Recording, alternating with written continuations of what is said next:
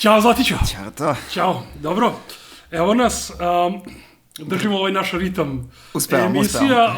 Možemo napred da se izvinimo ljudima, neki od nas, konkretno ja, još uvijek nismo se izlečili od ovog nekog gripa, tako da ako budemo kašljali ili pravili nemušte zvuke, eto napred naši gledalci da znaju, radimo polubolesni ovu epizodu, ali želimo nekako ritam da izdržimo.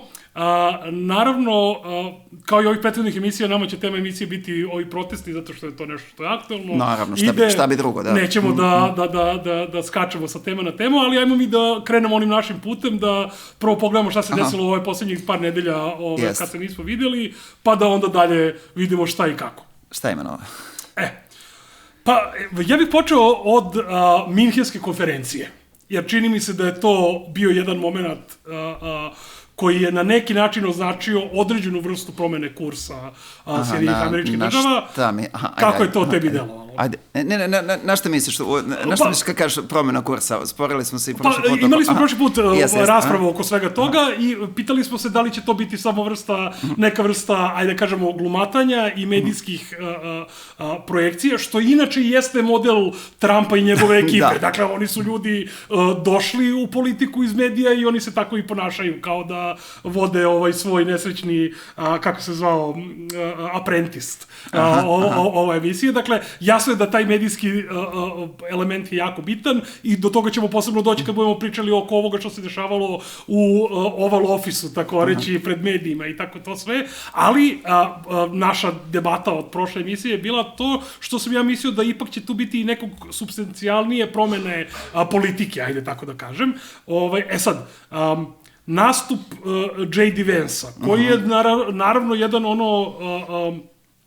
kako se to kaže, jedan robot, jedan papet koji tu zapravo predstavlja Palantir i tu firmu i tu ekipu koja Petera Thiela i tu frakciju tehnokriminalaca kapitalističkih koji jednostavno imaju svoje neke interese, tako da on nema neki svoj subjektivitet kao J.D. Vance, nije on tu relevantan, ali činjenica da je pušteno da govori to što je govorio, njegov stav prema onome što se dešavalo na Minhenskoj konferenciji.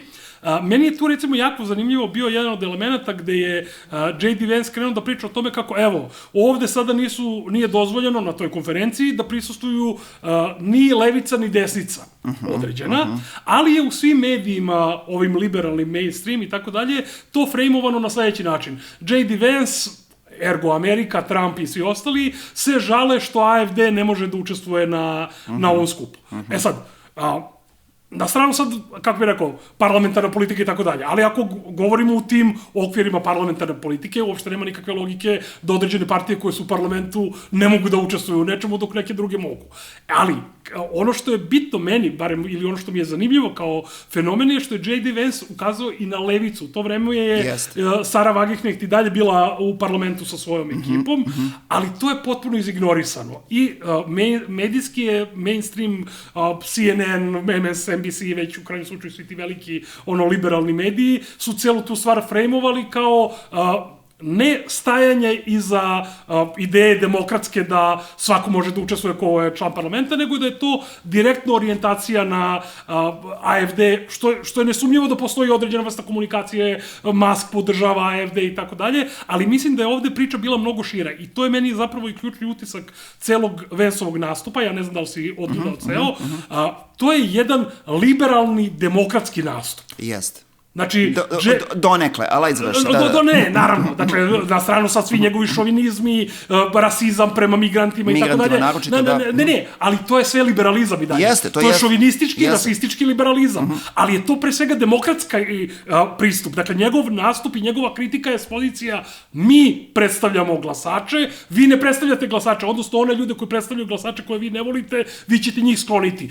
Ovoga u Rumuniji ćete da mu oborite izbore. Dakle, taj nastup njegov je pre svega jedan, jako to vole po ovim neoliberalnim medijima da prikažu kao kraj liberalizma, da smo došli do neke druge tačke, dakle, on zapravo apsolutno je nastupao sa ultrademokratskih pozicija. Na stranu što su te ultrademokratske pozicije nadopunjene rasističkim tezama o migrantima, kako je to najveća opasnost. Ja bih tu primetio da je ISIS imao neki napad u Nemačkoj baš dan pred Minhensku konferenciju. Koliko svi mi znamo, ISIS radi za Ameriku, mene uopšte ne bi čudilo da je taj napad bio organizovan od strane CIA, da bi se dodatno ta rasistička priča koju Vance i ekipa imaju podaprla, ali mislim da je mnogo bitno ukazati na njegovu čitavu retoriku koja je pre svega insistirala na tome da se zahteva demokratska reprezentativnost onoga što ljudi koji su glasači žele. I to mi se čini, iako meni kao anarhisti samo glasanje na izborima ne predstavlja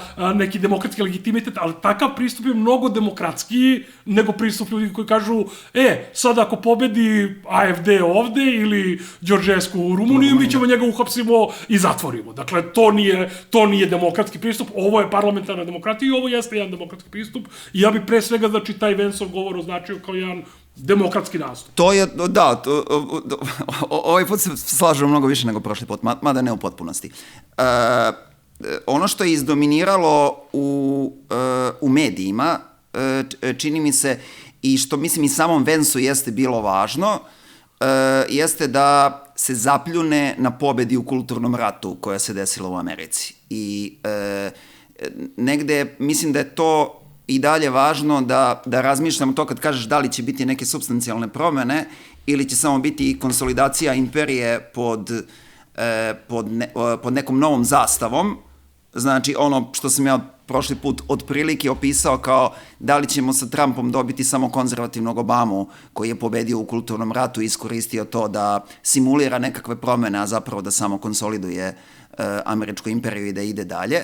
Mislim da ima elemenata toga, Vanceov, ona lekcija Evropljanima o slobodi govora, koja je nestala, pa se onda, kad se kaže kako se krši sloboda govora, onda naravno nijednom reči ne pomene kako se proganjaju ljudi koji podržavaju Palestinu, nego pomene ono što njemu odgovara, kako se proganjaju ljudi koji su na njegovoj strani upravo dobijenog kulturnog rata u Americi.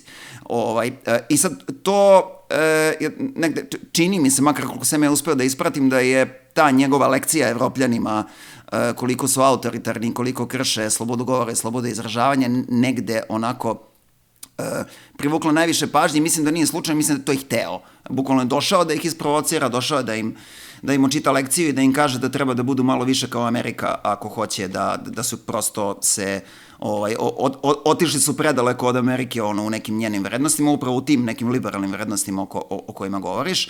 Sad, ispratit ćemo šta će biti to u kojoj meri. Ja sam sada malo mi se više čini, ali ne zbog Minhenske konferencije, nego ovih događaja koji su bili kasnije, da nekih supstancijalnih promena verovatno i hoće biti. Znači, vidjet ćemo nešto. Pazi, to ćemo svakako dobro kad budemo došli da zaokružimo ovaj ključ onim dešavanjima u ovalnom ofisu i to. Kažem, ja sam sad malo više ohrabran u tom pogledu, ali i ovo samo što si rekao što se jeste desilo u Minhenu, a to je da ono što sada gledamo, šta je poruka iz Amerike, šta je poruka iz Amerike Evropi, nosi sa sobom, i sam si mislim primetio, jedno ponovno razumevanje nacionalne suverene države kao liberalnog, a ne konzervativnog projekta. Zašto ovo kažem? Zato što do relativno nedavno, znači praktično dok Trump nije pobedio u Americi i dok nije velika promena u vrhu vlasti došla ta ideološko-kulturna, narativ je bio kod suverenista, kod ljudi koji su protiv Evropske unije u Evropi, na primer, bio nekakav duginizam otprilike. Jedna dosta čudna, uvrnuta jedno razumevanje istorijsko da je nacionalna država kao bogati nekakav konzervativni projekat, što nije. Ona je liberalni projekat, nama je nacionalne države isto tako, da se podsjetimo, zapravo u Evropu doneo Woodrow Wilson, tako što je rekao da je to način to make world safe for democracy. Tako smo dobili nacionalne države, ali onda sad u ovim nekim lupetanjima kao i vreme svake krize i ono kao krize paradigme, dosta je bilo popularno to neko duginovsko shvatanje da nacionalna država je malte ne još nekakav caristički projekat, iako je zapravo bilo potpuno suprotno. Globalisti onog vremena s početka 20. veka su bili carevi. Znači to što on sad zove globalistima kao protiv nacionalne države kao tada liberalnog projekta. I sada mislim da si upravo, da si jako dobro primetio da je J.D. Vance došao da Evropljanima donese to. Znači da im ponovo izmisli, da im vrati suverenu nacionalnu državu kao liberalni projekat od koga su oni u svojim, kako se to danas kaže, globalističkim tendencijama negde odustali, okrenuli se i onda naravno postali autoritarni i onda pogazili i ove druge liberalne vrednosti, slobodu govora, slobodu izražavanja, elementarnu demokratiju, da kad neko pobedi na izborima, on ne ide u predsjedničku fotelju, nego u zatvor, i tako dalje, i tako dalje. A što se tiče toga, jeste pomenuo i levicu i desnicu, i dalje bih pretpostavio da je to iz vrlo dnevno-političko-tehničkih razloga, jer im sada u ovom trenutku treba svaki saveznik protiv rata u Ukrajini. I onda će pomenuti... Apsolutno, ja uopšte nemam... I ti si to lepo primetio, dakle, on kada kaže slobodu govora, on onda uzme nekog svog degenerika, pa onda to kao daje primer kako se guši sloboda govora. Naravno, znamo kako je na Twitteru bilo kakva radikalna levica, bilo šta Palestina, ono sve se gasi. To uopšte nije sporno, ali, kako bih rekao, to je nešto što mi kao radikalni levičari idemo sa tom pretpostavkom, on je neki gad. Pitanje je da li su te neuralgične tačke dolaze u mainstream kao teme. Jer u čemu je stvar? Kad J.D. Vance kaže ugušili se slobodu govora, naravno da on misli i koristi i radi u pravcu svojih. Ali sama činjenica da ti u mainstreamu imaš temu da li je sloboda govora ugrožena ili ne, je jako velika. I to smo pred one izbore imali, ove poslednje gde je Trump pobedio, gde su oni mislili sve vreme pričajući, liberali su govorili da je ugrožena američka demokratija. Implicirajući da je Trump taj koji ugrožava američku demokratiju, onda je nakon izbora se ustanovila da ogroman broj glasača Trumpovih smatra da je ugrožena demokratija. I zato su i glasali za Trumpa. Tako da tu postoji taj jedan moment gde oni sada misle, dakle, ali ako dođe u mainstream, to već otvara prostor i za nas druge da tu temu pokrenemo. To je meni kao Vučić kad se pojavi na TV-u i raspravlja sa idejom o tome da plenumi organizuju vlast. Sama činjenica, mi još uvek nismo u toj fazi, nažalost. Ali sama činjenica da imaš nekog predsjednika koji je uz to, znači, glavni, najveći baja u zemlji, vrlo autoritarno strukturirano, koji mora u mainstreamu, na RTS-u da se raspravlja sa idejom da umesto parlamenta plenumi prave vladu, to ja mislim da je ogroman uspeh. Na stranu sad... Ne, slažem se. Šta god on to radi sad, ko je to predlagao, nije predlagao, to je potpuno irelevantno. Ali to je sada neuralgična tačka. O tome mi kao društvo pričamo. I to je onda korak napred. Ako mi kao društvo danas pričamo o tome da se guši sloboda govora na zapadu, da se vodi rat potpuno bez ikakvog razloga u Ukrajini, itd., na stranu što ti koji to pokreću. Mislim, u krajnjem slučaju Trump je sam rekao I love WikiLeaks, pa je sutradan omogućio Grenelu da čoveka izvuku iz zatvora i tako dalje. Ali činjenica da si ti u mainstreamu imao kandidata koji priča o WikiLeaksu potpuno menja političku, ne potpuno, ali menja određenu političku situaciju, određena atmosfera je drugačije, su teme koje su nametnute drugačije i mislim da to nije loše za nas. Jeste pozitivno, znači, apsolutno, ne, slažem se, ogroman se prostor otvorio samom činjenicom da dođe Amerikanac i da soli pamet drugim ljudima o slobodi govora i o ljudskim pravima, a da ti drugi ljudi nisu Rusi i Mađari, nego Zapadna Evropa. Da, otvara ogroman prostor.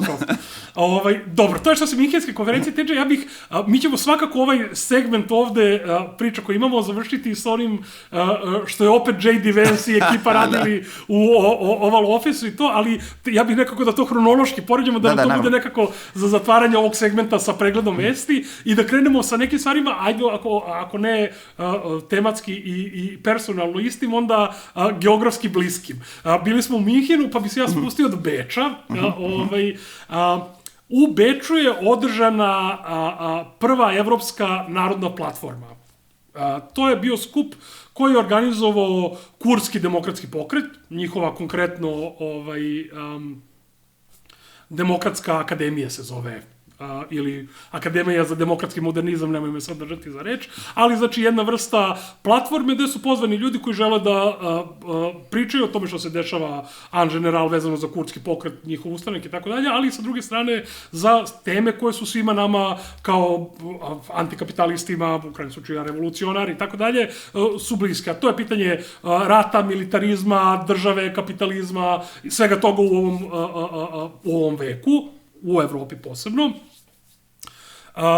Bilo je nekih ljudi iz partije Radikalne levice, bilo je anarhista na tom skupu iz Srbije, ali bilo je gomila ljudi generalno, preko 1000 ljudi je bilo iz cele Evrope, iz 20-30 zemalja, znači jedna vrlo onako zanimljiva i vrlo dobro posećena konferencija.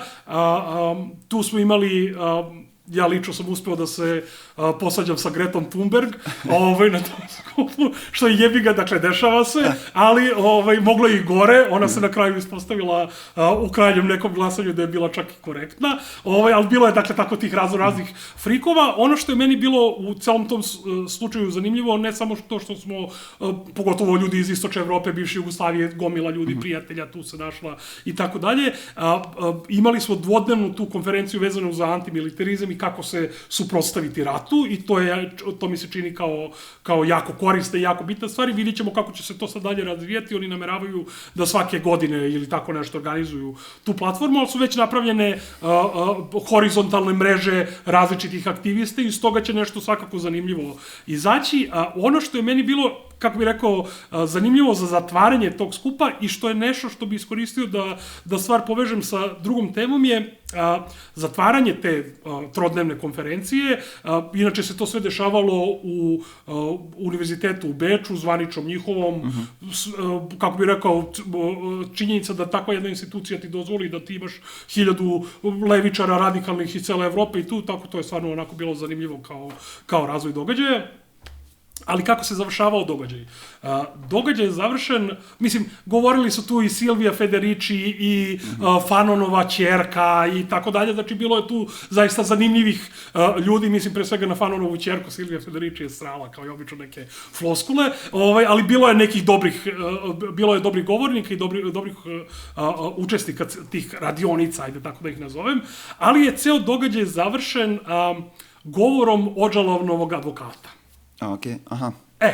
I tu bih ja, pretpostavljam da vidiš koju vezu pokušavam da napravim, povezao bi sa događajem od pre nekoliko dana, kada je Odžalan u pratnji nekih nepoznatih ljudi, plus u pratnji nekih ljudi koji su bili nekada u rukovodstvu PKK i koji su takođe zatvoreni, je dobio priliku, stavljen je pred kameru i on je pred kamerama pozvao PKK na spuštanje oružja, na rasformiranje i to sa sledećim obrazloženjem. Do sada je postojao demokratski vakum, nije bilo prostora za demokratsko delovanje u Turskoj, ergo PKK i njihova ustanak nasilni, oružani i tako dalje, ali Odžalan misli da je sad se promenila situacija, da se otvorio prostor za demokratsko delovanje i zbog toga PKK treba da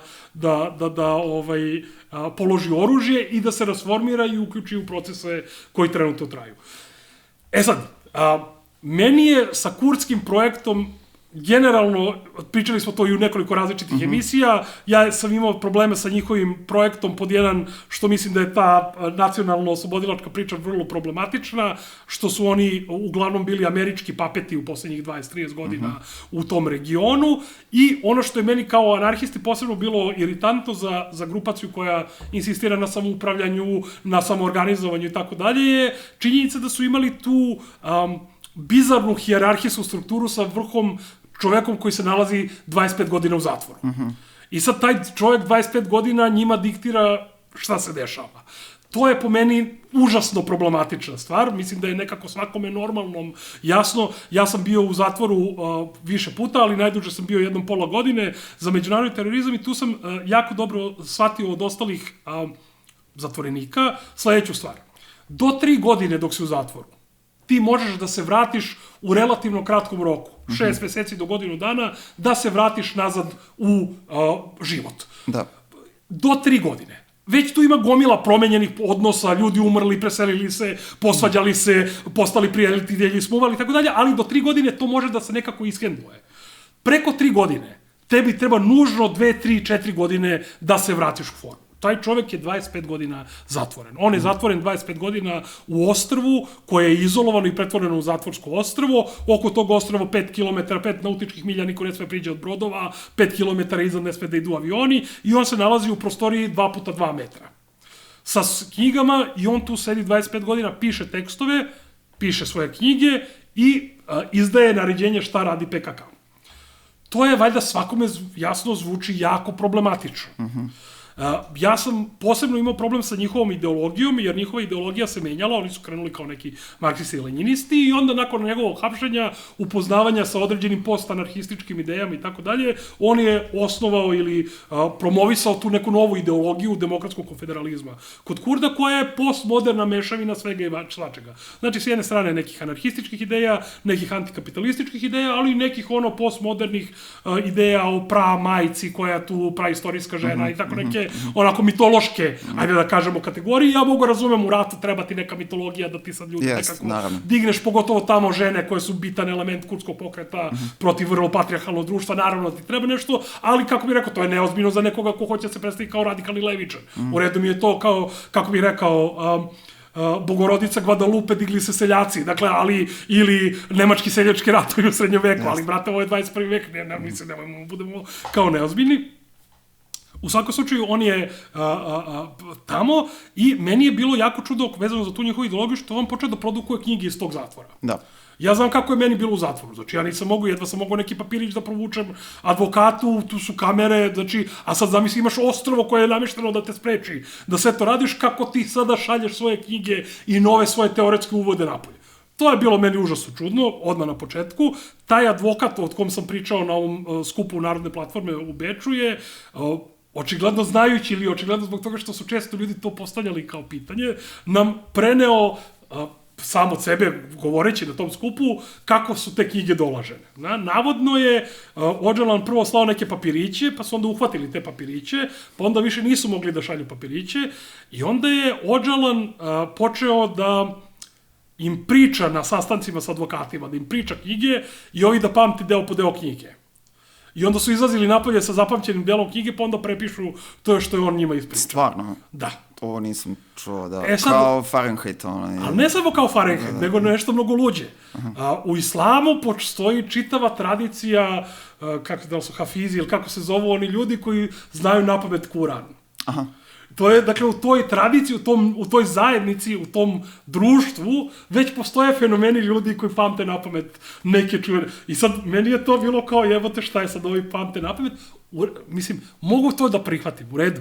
Oni su počeli da pamte i on je sad to počeo da prenosi i on objavljuje knjige koje su vrlo onako, kako bih rekao, bave se teorijom levičarskom. Znači, one ne zahtevaju na taj način svakodnevno znanje šta se dešava. Znači, nisi sad, ne vodiš revoluciju pa sediš za stolom pa pomeraš figurice na stolu. Nego je, on čovjek se bavi sociologijom, oslobođenja ovim, onim. Znači, to su stvari gde bi ti mogao relativno čak i okej da pišeš, čak i ako si izolovan, čak i ako nemaš dnevno političke update-ove u redu. Ali šta je problem?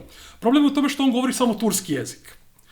Prevod na turski sve levice je grozan. Znači, oni nisu bili pod socijalizmom da imaju institute koji štampaju sabrana dela Marksa, Engelsa, Lenjina i tako dalje. Znači, tamo ne postoje sabrana dela Marksa, Engelsa, Lenjina i svih Staljina, velikana i tako dalje, nego postoje neka dela koji su prevodili ili partijski aktivisti ili, znači, nešto, znači, to je kao kod nas kad su prevodili Kapital u zatvor. Da, može pijade, da. Znači, može pijade. Dakle, to je sve nešto poluprevedeno. Jako je teško teoretski to koristiti za nešto kao za kritiku, jer ti kritikuješ zapravo prevodioca. Ne kritikuješ, na primjer, Marksa ili, ne znam, Lenjina ili tako nešto. Sad, on je, znači, sa tim neznanjem jezika napisao gomila knjiga koje su tim oralnim putem izdate napolje. U redu, kažem, čak i taj deo mogu da razumem, ali evo dolazimo, znači, do ovog sad situacije. Znači, mi imamo Kurde koji su potpuno izloženi sa svih strana u Siriji ekipi, imamo Kurde i kurdske žene koje su oružjem se branile svoju slobodu, naravno uz američke avione, dakle, ali opet su se digli oružjem i sada imamo Tursku koja je, ja ne znam da li je ovo trenutno najgore stanje u kom je Turska bila u poslednjih 40 godina, ali je sigurno blizu jednom od najgorih stanja, mislim, unutar politički. Što se represije i svega tiče. Što se demokratije tiče. I ovaj koji dođe i kaže, ja mislim da je sad prava prilika, otvorio se prostor demokratski za priču.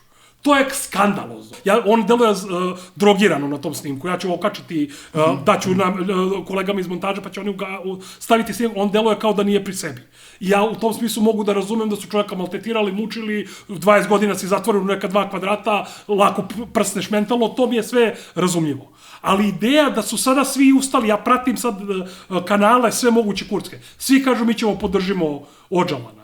Vi ćete podržite čoveka koji je 30 godina u zatvoru, koji ne zna šta se dešava i koji sad proglašava Tursku. To su isti ovi Turci koji su meni ispred kuće izbušili gume na kolima, pokušali otmu mene i ovo Kurda. Znači, po Srbiji idu okolo ljudi, otimaju, ovaj idiot tvrdi, mislim, nije on, kažem, nije idiot. On je samo čovek izolovan i ne zna šta se dešava. I njega, ko zna šta su njemu rekli. Moguće su njemu rekli, čoveče, sad ako izađeš ovo, Kurdi će da dobiju 1/3 parlamenta, imaće ministra, znaš, ne možemo da znamo šta su oni Odžalanu rekli. Ali možemo da gledamo šta pričaju ovi ostali. Šta pričaju ljudi koji njega podržavaju, koji su svi stali iza te ideje.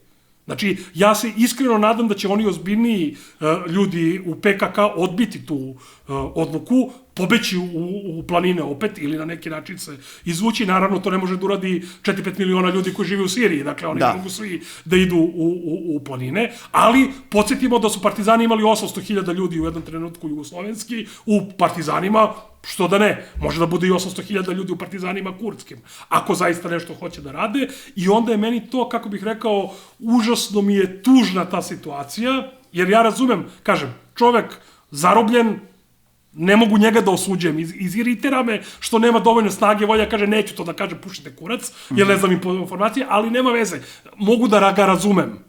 Ne mogu da razumem ljude koji kažu mi ćemo to sad da podržimo i šta to zapravo znači.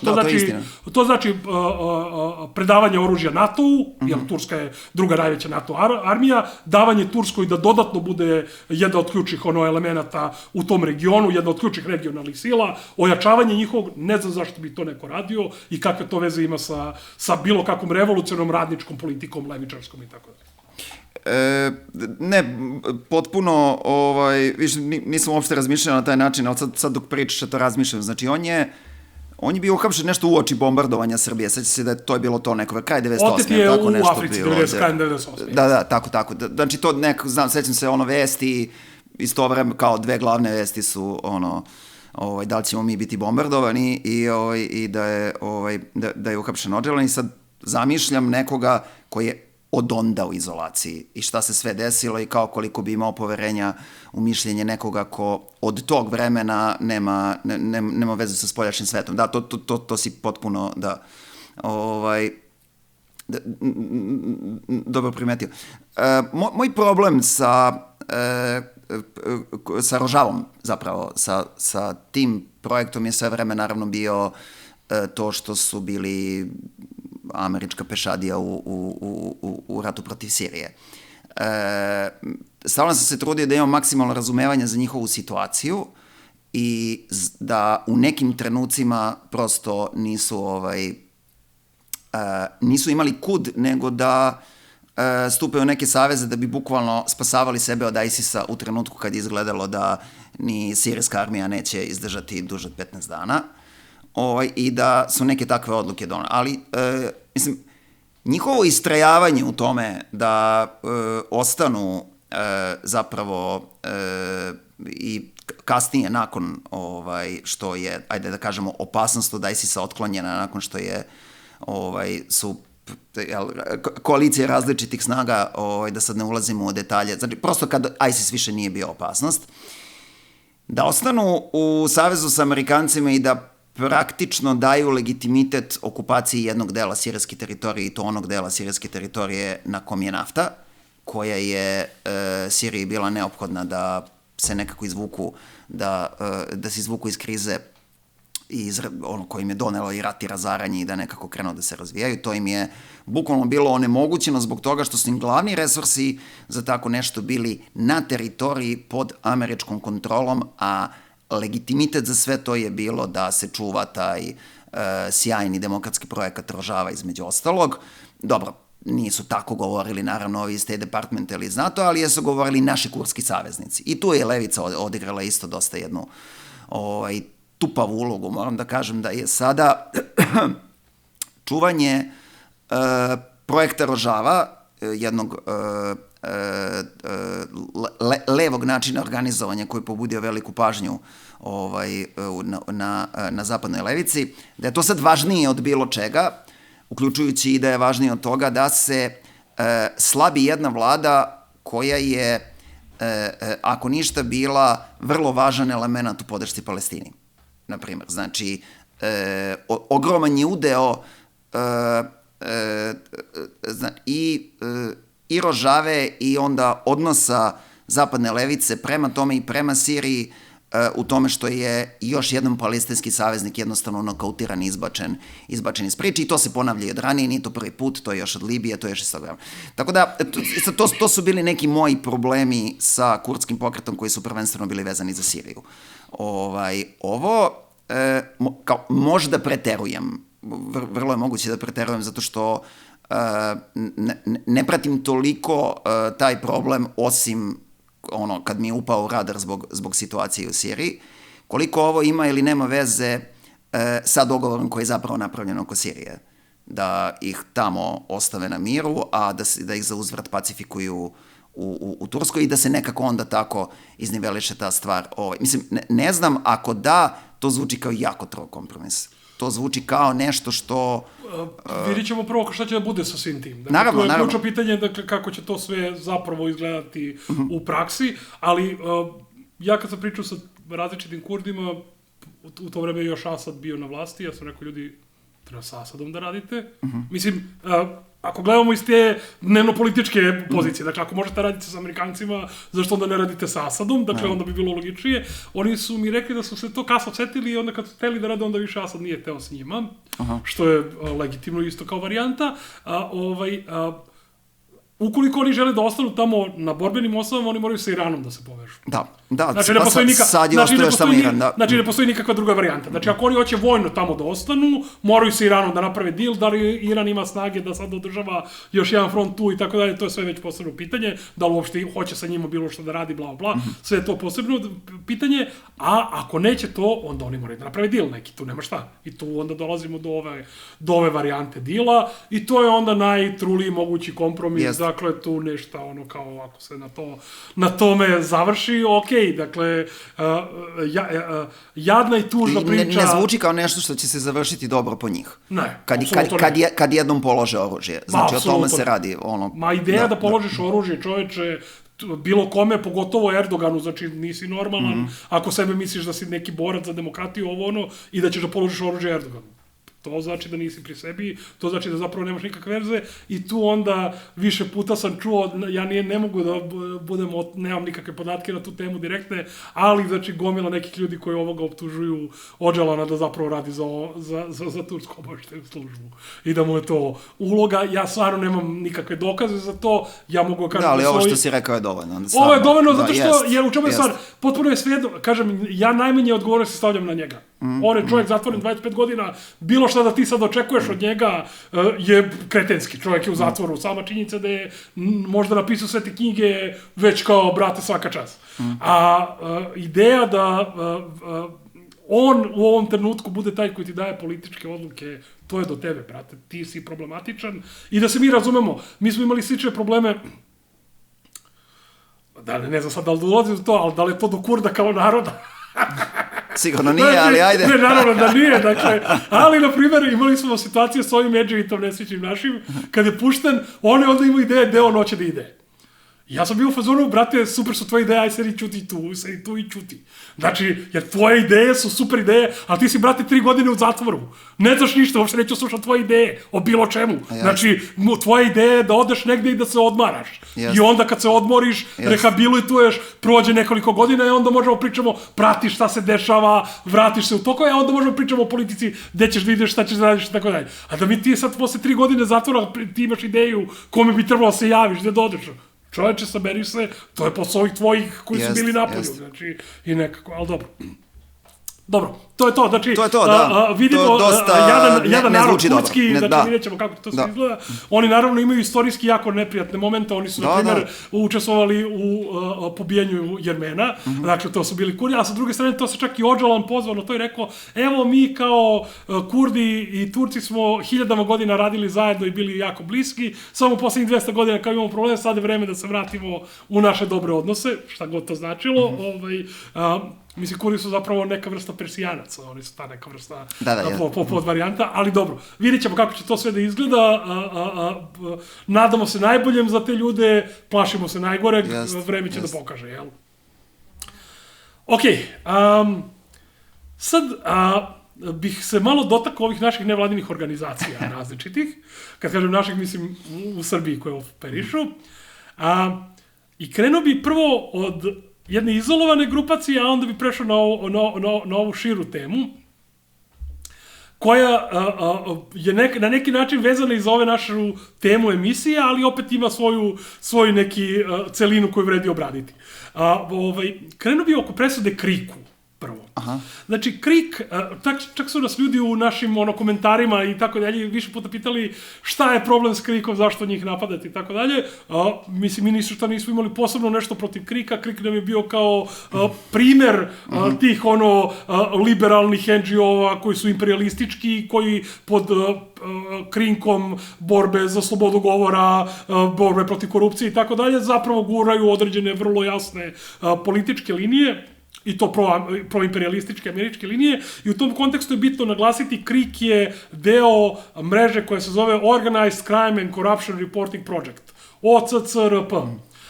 To je međunarodna mreža cijaških organizacija koje se bave medijima i oni su ušli u fokus javnosti, ako se sećaš, kada su izašli sa ovim elementima vezanim za Panama Papers. Panama Papers, da, to je ta grupacija, To je ta grupacija i tu... Grupacija za koju Assange kaže, ako objaviš 1% dokumenta, onda si 1% novinar. Zato što su oni na kašičicu objavljivali, vrlo manipulativno. I ne samo što su na kašičicu, nego ta Panama Papers su isključivo fokusirani na novac koji je od Putina i njegovih pomoćnika išao različitim ljudima. Znači, neko je napravio jako dobru mapu, nadam se da ćemo naći, pa ćemo dati ovim kolegama iz režije da stave mapu kao države o kojima govore Panama Papers. I to su, znači, onako, kao liče na one mape kada neko glasa, ne znam, da li vođe da ljudsko pravo ili da li treba pobiti sve Palestince, pa samo Izrael i Amerika glasaju.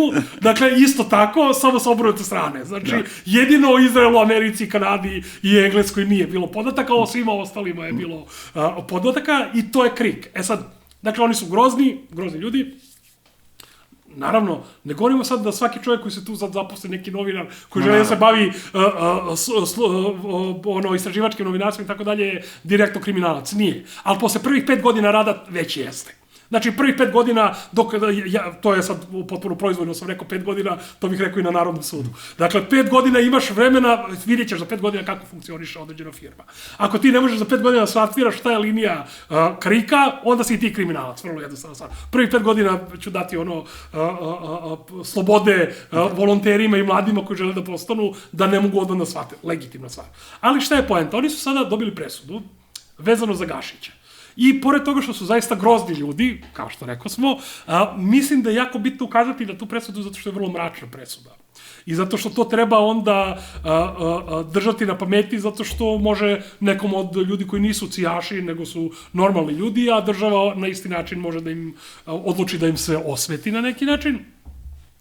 Oni su presuđeni i njih je Gašić tužio, oni su njega navorno oklevetali time što između ostalog je uključena stenogramske beleške nekih prisluškivanih razgovora Krimosa i jedan od Krimosa priča o tome kako je Gašić na kazanu kod nekog drugog Krimosa.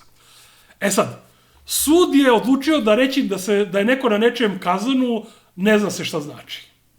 To piše u presudi. Da nije nužno da to što je na kazanu to kriminalca Gašić, da to nije nužno da on njega plaća, nego možda nešto zajedno jedu, na primjer.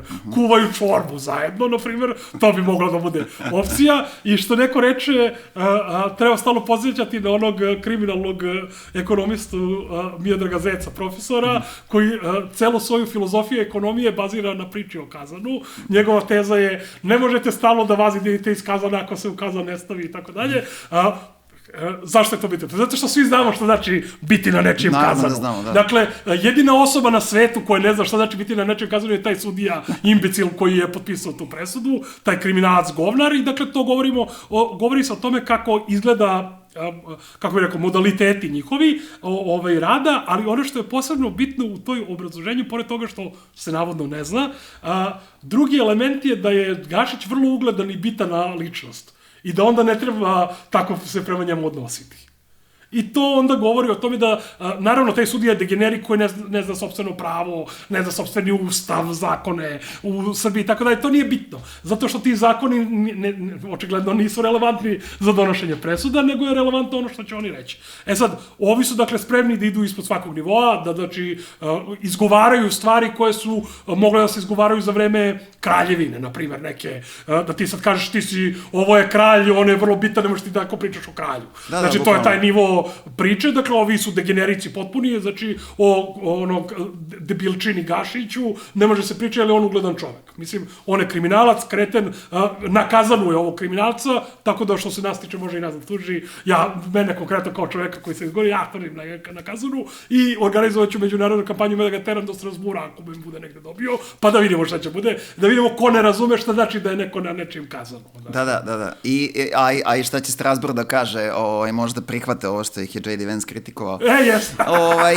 Pazi, ajde, jesmo naravno, pričali smo o Kriku dosta ranije, kritikovali smo ih zbog tih nekih centralnih pitanja kojima se bave, što naravno ne znači, i sam si rekao, da nije bilo tu i dobrih tekstova i analiza i stvari koje vredi. Mislim, ima tu, jeste to neki profi nivo da kad se dohvate nekog posla ozbiljno, da ga odrade dobro. Ja se recimo sećam dosta dobrog pisanja o privatizaciji šećerane u Bijeljini, krvavim parama, i takođe o privatizaciji Rubina iz Kruševca, koji Peconi kupio. I to su Krikovi tekstovi koji u glavi su mi onako kao neke bolje analize od svega što je ovde pisano, ne samo u novinarstvu, nego i šire. Neki od boljih analiza na koje bih bukvalno uputio ljude kada pitao šta se tu događalo, koji su bili mehanizmi, ko su bili akteri, kako je to izgledalo. Tako da bilo je tu dobrog pisanja, dobrog materijala, ništa ne... Ali sad oko ovoga, da, potpuno si u pravu, da se sudovi bave ugledom i vređanjima, to je nešto što bi moralo u 21. veku da nam bude potpuno neprihvatljivo.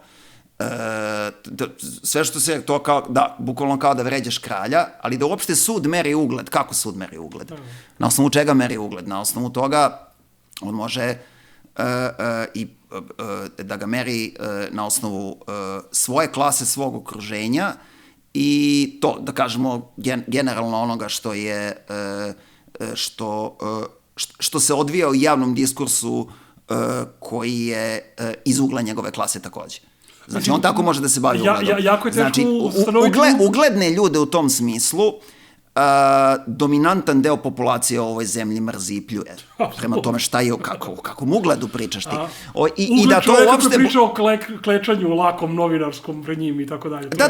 Mislim, to je taj ugledni čovjek. Pritom je taj čovjek u pitanju. Pritom je još u pitanju i taj čovjek, znači ko čak ni u tom nekom malograđanskom, to u smislu liberalne klase nema bog znam kakav ugled. Nije čak ni taj neki tip da bi sudija mogao mirne savesti da stane iza takve odluke. Mislim, strašno i u tom smislu prosto ja sam, kada je sloboda govora u pitanju, američki ekstremista. Znači, kad govorimo o tim pitanjima, o elementarnim građanskim i političkim slobodama koje su infrastruktura bilo kakvog političkog rada, tako, mislim, meni je to apsolutno neprihvatljivo. To je znači, u tom smislu ono što smo pričali u prvom segmentu, aplaudiram tome što je rekao J.D. Vance, čak i ako je malo falično, ali apsolutno treba da dođe neko u Evropu i da očita takvu lekciju i treba i mi, naravno, da razumemo da je to o kome god da se radi, znači o kome god da se radi, čak i o nekom mediju, organizaciji, udruženju, grupaciji koju najviše mrzem, ovo je apsolutno neprihvatljivo.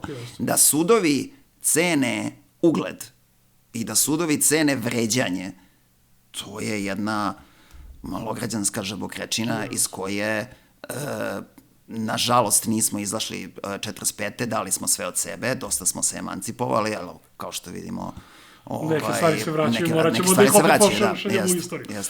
To što se tiče KRIK-a. Sad, druga stvar, nije ista ekipa, ali je slična ekipa.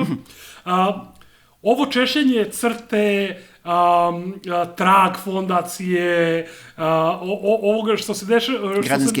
Građanske inicijative, što se sve radi na osnovu onoga što je ne navodno, nego onoga što se dešava u Americi sa USAID-om i celom tom pričom. Sad, tu mislim da je stvar drugačije prirode. Dakle, ovde osuđujem presudu protiv KRIK-a ovog tipa, dakle, ali što se tiče ovih organizacija, znači, prvo da razjasnimo kakva je situacija. U Americi USAID je zatvoren zato što je to okupljalo ekipu koja je svakako bila protiv Trumpa, on je jedva dočekao, zatvorio ih. To je prvi nivo. Drugi nivo je srpski degenerisana politička klasa, pogotovo SNS plus ovi desničari, koji su svi postali Amerikana desničari, koji inače im je celokupna retorika, vidio sam ovog Đuku Bizona, kako sad priča kako su levičari preuzeli univerzitete kod nas i obrazovanje. Znači, degenčina koja ponavlja one gluposti koje sluša frazetine, maloumni majmunčine i to će im doći kraja. To će im doći glave zato što mi nismo glupi Amerikanci. Neće vam proći to vaše smradljivo sranje iz Amerike, nije ti ovo Teksas majmunčino bizonska, idi tamo pa se takve priče pričaj. Dakle, te njihove degenerisane, odvratne pokušaj da se ovde proda ta ista priča, da se kaže, sad, kažem, ovaj je napadao univerzitete i škole zato što je tu navodno levica, kamo lepe sreće da univerzitete u Srbiji drži neka levica i tako dalje. Znači, to je znači klasično lupetanje sa te strane, a onda se to koristi i kaže se, USAID je pokrenuo ovo, ljudi nemaju vremena da prate sad sve detalje. Svi su videli da je bilo nešto sa USAID-om u Americi. I onda ovi kažu, odlično, sad ćemo mi iskoristimo tu celu halabuku i da kažemo, sad pošto je to u Americi, mi ćemo da ispitamo ovde ove što su dobijali pare od USAID-a. Sad, prvo ja sam potpuno za ispitivanje svih ljudi koji su dobijali pare od USAID-a i to nema nikakvih problema. Ono što je ključno je da su dve ličnosti koje su ključe tu tužioci, ovi američki, srpski tužioci koji to rade, su ljudi i to ćemo uraditi preko montaže, stavit ćemo fotografije njih kako su glavni govornici na skupovima koje finansira USAID. Znači, to je udario, rugala se rug i ruga, što se kaže. Sad, oni su onda odlučili da iskoriste ovo da bi se razračunali sa crtom, tragom, građanskim inicijativama i onim degenerikom, kako se zove, Popović, onaj što nije građanski centar za primenjenu politiku, tako nešto.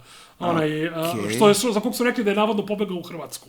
Sad kad je krenulo ovo, a nije pobegao u Hrvatsku, znači taj tip je bio u levici Srbije. Zato mi je on jedan od tih NGO likova koji je bio u levici Srbije. Zato mi je na fokusu. Dakle, to mu je linija. Sad da vidimo ovako. Znači, mi dolazimo u situaciju gde se medijski, ja mislim, oni su održali nekih 5 minuta solidarnosti sa njima u jednom trenutku kod zgrade Londona, u Beogradu, što je jako zabavno da su NGO-ci napravili protest ispred Londona, solidarnosti sa njima, to stvarno kao da niko ne razmišlja, kao da nemaju mozak, razumiješ. Kad ti kažeš, čekaj čovječe, svi znaju da dobijete pare, od ovega da pravite protest ispred Londona. Znamo zašto pravite, zato što im je tamo ona evropska kuća i tako dalje, pa ne da se ne cimaju mnogo daleko. Ali šta hoću da kažem, gledam ljude, tipa mašine, gledam ljude koji su levičari, koji brane Trag. Znate vi šta je Trag fondacija? Trag fondacija je fondacija koja je dobijala pare od USAID-a i onda finansirala sve ostale. Oni su dobili 5 miliona prošle godine. To je tema koju neko ko je navodno levičar treba se bavi. Nekim ko je dobio 5 miliona od USAID-a i raspoređuje kod NGO-va i to predstavljaju kao represiju nad nedvladinim sektorom. A šta ti to govori?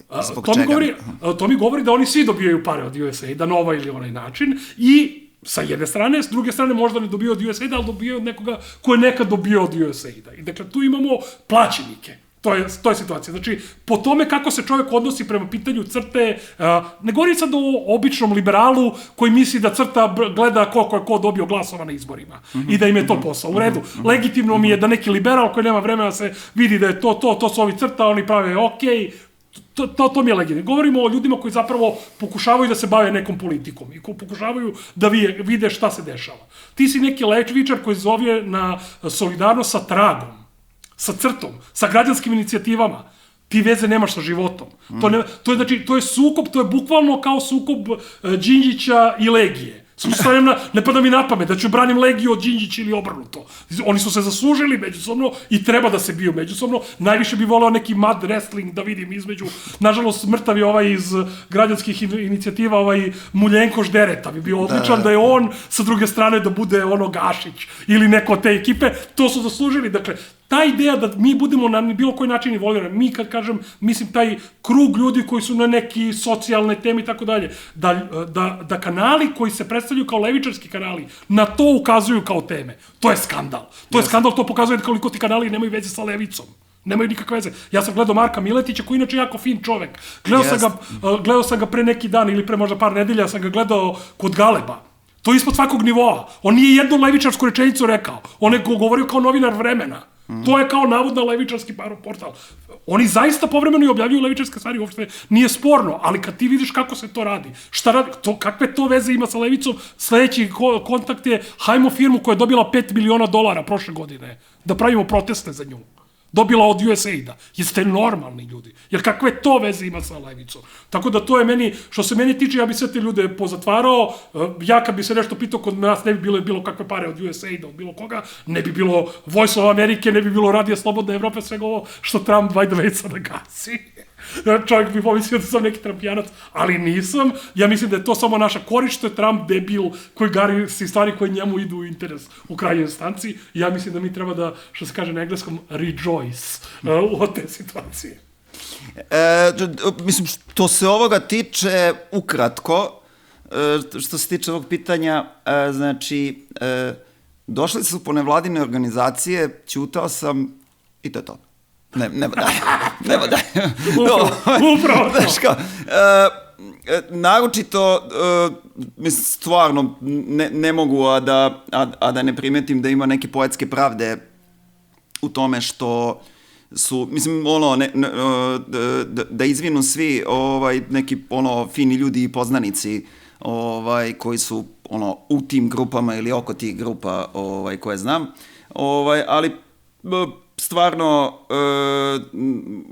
moram da kažem da mi je drago što se građanske inicijative nalaze na tom spisku, ne zbog ljudi koji su danas u toj organizaciji koji zapravo i ne poznajem, ne znam uopšte ni o kome se radi, ali ti ljudi su u organizaciji čiji lider, osnivač Miljenko Dereta i njegove tadašnje građanske inicijative, to je osoba i organizacija pojedinačno najodgovornija za podlo ubistvo društvenog organizovanja u ovoj zemlji.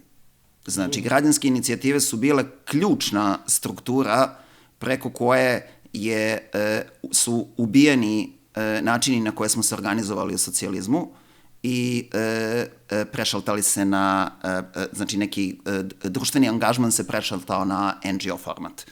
njihova uloga je u tome bila odlučujuća. Još 90. godina, znači još dok smo se svi ložili da nam je najveći neprijatelj SPS, Miljenko Dereta je na skupovima građanskih inicijativa na koji je dovodio, finansirao, hranio i pojio različite lokalne aktiviste da dođu da im sad posavetujemo u kom formatu mi dalje nastavljamo da radimo. Ja dobro pamtim kad sam ja dolazio iz tadašnjeg građanskog parlamenta iz Čačka na te skupove da čujemo malo kao o čemu se to radi, ko su te neke organizacije koje nam izgledaju kao srodne, da je Miljenko Dereta non stop pričao, kao kad je objašnjavao ljudima šta je nevladina organizacija, on je rekao to nije udruženje pčelara. Znači, isključivo je udruženje pčelara i njemu očigledno bio mnogo veći neprijatelj nego Slobodan Milošević i SPS. Odnosno, to nije taj format na koji smo mi navikli kad gledaš okolo po varoši kako se ljudi organizuju i šta rade. To nije to. To nisu organizacije oko nekog zajedničkog interesa. Nisu ljudi koji imaju članarinu, koji imaju nekakve, da kažem, kakvu demokratsku strukturu. To nije to. Nevladina organizacija nije nam objasnio tada šta je, samo insistirao na tome da to nije udruženje pčelara. I nemojte slučajno da mislite da su vam te neke organizacije koje znate po svojim gradovima, da su vam neki prijatelji i da je to nešto što je srodno ovome što mi sad pokušavamo da začnemo. I to se naravno kasnije ispostavilo da taj prelazak, kome kažem najviše kumovale su građanske inicijative sa tim svojim kursevima za organizovanje, kursevima za pisanje projekata, usmeravanje ljudi na tu stranu, da mi danas zapravo nemamo društveno organizovanje. Ako neko misli da ga ima, o to što si sad rekao, neki pošteni liberal koji ode na sajt CRTE ili građanskih inicijativa i sad tamo kaže ovi ljudi rade divne stvari i onda ode pogleda šta je njihova misija, šta je njihov program, šta je njihov statut i kaže pa ovo je sjajno. Neka ode na tu adresu koja tamo piše, neka kaže dobar dan, ja bih hteo da postanem vaš član, gde mogu da potpišem pristupnicu. Bilo koga od tih udruženja. Znači, bit će verovatno ismejan, otvoreno ili iza leđa. Te organizacije imaju par osnivača, sve ostalo su ljudi koji rade pod prekarnim uslovima. O uslovima je tu i tamo izlazilo u javnost, bio onaj velika pobuna mlađe generacije u Fondu za humanitarno pravo protiv Nataše Kandić, ako se sećaš. To je prosto... To je zovu Herr Flick. Zvali su je Herr Flick. Možda sad više niko ne radi tamo koje tako zove, ali su je zvali Herr Flick. To je najnedavnije, ali izlazilo i dalje u javnosti, ali u svakom slučaju to su organizacije koje nemaju članove, koje ne odgovaraju nikome osim donatoru i to je struktura društvenog organizovanja koja parališe bilo kako organizovanje, jer onda ima i sredstava da različitim pobunjenim ljudima omogući ili neke resurse, pravnu pomoć, to uvek treba i to je sve skuplje naravno i to takođe sa razlogom i tako dalje, kao različite, kao elementarne strukturne stvari kojima se ljudi prosto teško je odupreti se, znaš, da onda dođeš pod tu vrstu kontrole kad si usred nekog posla i kad moraš nečim da se baviš, kao zaista ti treba ogroman nivo svesti da razumeš da to nije neka prijateljska strana i da se zapravo zaglibljuješ. Tako da, kažem, opet, ja pamtim građanske inicijative kao glavni motor tog prelaska, potpunog ubijanja i paralisanja društvenog organizovanja u našoj zemlji i sad kad vidim da su tu došli, kažem, ne pokojni Miljenko Dereta, on nije više sa nama da snosi odgovornost za to što je uradio, to su sada neki ljudi koji kao stvarno i ne poznajem i ne znam na koji način razmišljaju i o svojoj organizaciji i o tome što je bilo, ali to je, kažem, ako je ovo nekakav doprinos kraju te paralize društvenog organizovanja, što se mene tiče, to je to. Tu si jako dobru temu pokrenuo, ja bih možda iskoristio i sad izvinjavam se napred ljudima koji će svakako to možda smatrati za nešto bezobrazno sa moje strane, ali dakle, ja bih otvorio našu neformalnu rubriku Umrlice sa Milom Petrovićem. Milo Petrović, predsjednik Udruženja španskih boraca, je umro nedavno i sad si me podsjetio na njega Zato što je on imao tu vrstu monopola nad svojim udruženjem i nije dozvoljavao ljudima da se učlane u njega, da mu ne bi pravili probleme. Jer je on, dakle, on je stvarno dosta radio neke skupove vezano za Španiju, imao je fokus na to, ja se njega sećam još od kraja 90-ih, on je u Centru za libertarske studije, nekoj anarhističkoj protogrupi koju smo mi imali 90-ih, on je dolazio, držao predavanja o gerili i tako dalje.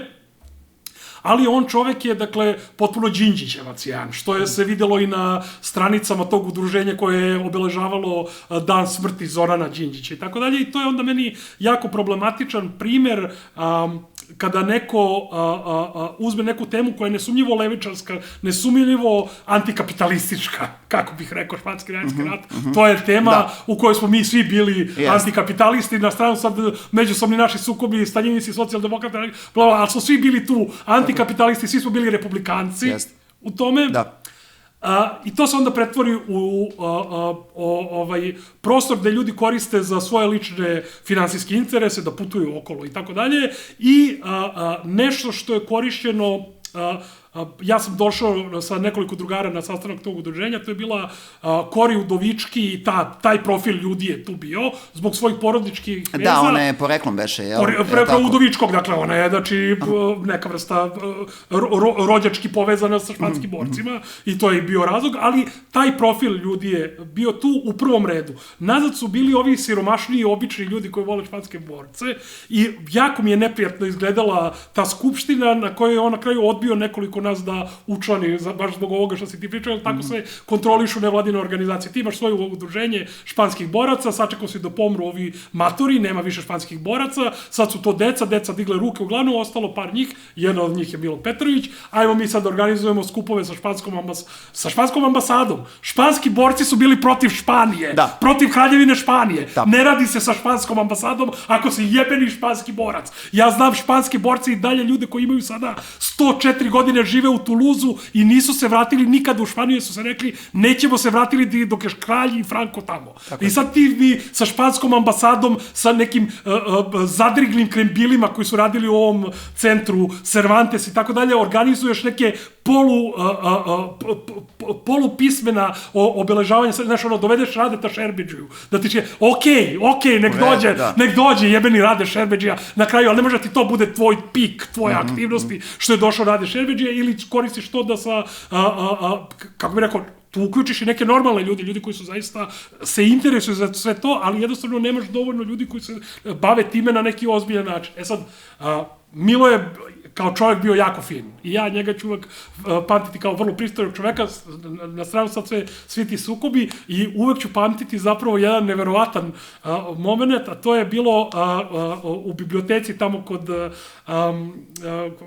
kako se zove, ispod, sad se to zove Ilije Garašanina, ulica Ive Lola Ribara i tako dalje.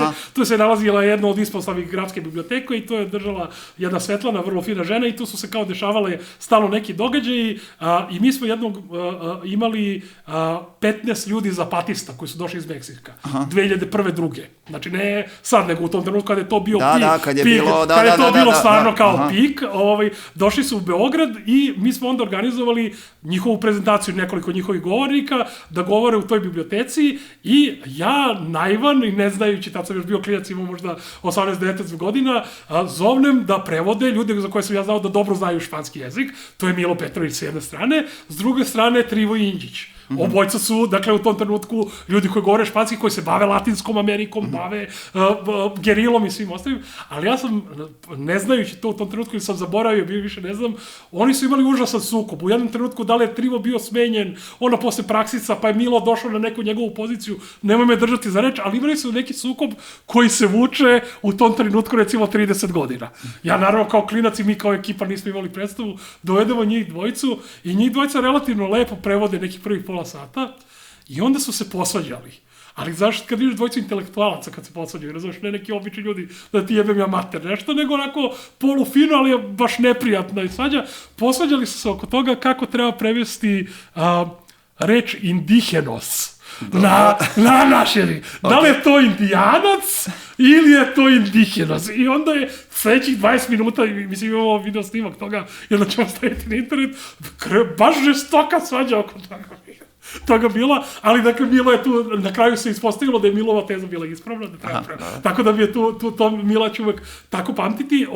Njegovo udruženje, kažem, neću pamtiti, mislim, ne govorim, udruženje španskih boraca imalo svoje, kako bih rekao, i svoje situacije 40-ih i u partizanima, i posle 50-ih, pa onda 80-ih ponovo se je vratilo na dnevni red, Pavle, Savle, cela ona priča, tu je udruženje španskih boraca imalo svoje neki stvari. Na tom skupu na kom sam ja bio 2004-2005, kada je došlo do tog sukoba oko neželjenja da se prime neki ljudi u udruženje, tada je bio još uvijek živ, poslednji živi španski borac, čovjek u kolicima koji je već tada bio mator. Ja se nadam svemu najboljem da će postojati neko udruženje kod nas koje će se baviti tradicijom naših španskih boraca. Gomila ljudi odavde je bila u špansko-nemačkom ratu. Vladan Vukliš je nedavno objavio fenomenalnu knjigu koja se bavi upravo Jugoslovenima u špansko-nemačkom ratu. Svako koga interesuje ta tema obavezno neka pogleda, ali hoću reći da to je bitan istorijski moment za radnički pokret, za nas kao društvo i tako dalje, i to treba nekako da se čuva, i ja se nadam da ovo udruženje neće proći kao udruženja tog tipa koji su imali neku vrstu monopola određenih ličnosti, nego će preživeti i da će nastaviti i da će raditi neke svoje stvari na način na koji treba.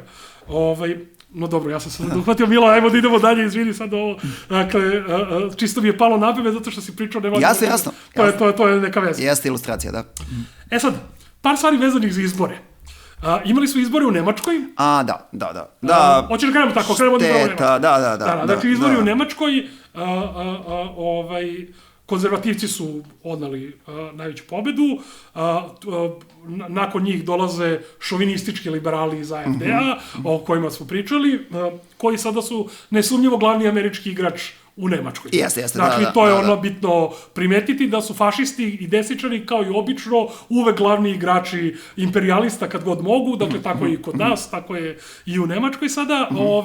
Ono što je zanimljivo kao razvoj događaja je prvo da su zeleni izgubili određeni broj glasova i da se to prelilo Linkeu. Link je preživeo, ja sam nažalost se suviše radovao. To je tužna slika nemačke politike, da ljudi kada analiziraju taj debakl zelenih iz ovog prethodnog perioda, zaključe da je opozicija tome Die Linke. Tužno. Pa kao, pogotovo pričali smo u jednoj od prethodnih epizoda, Linke, stav je da treba doći do, kako se to kaže, primirja, odmah čim se Rusija povuče na svoje stare lokal pozicije. To znači rat. To znači rat. Dakle, oni su jedna ratno-huškačka organizacija koja je, kažem, ja sam se nažalost suviše rano poradovao da će ispasti iz ovoga, ali sam zaboravio da postoji taj jedan pool glasača, a to su ovi smradovi liberalni, koji su sad vidjeli da ovde mrka kapa sa ovima, idemo sad sa Linkeom.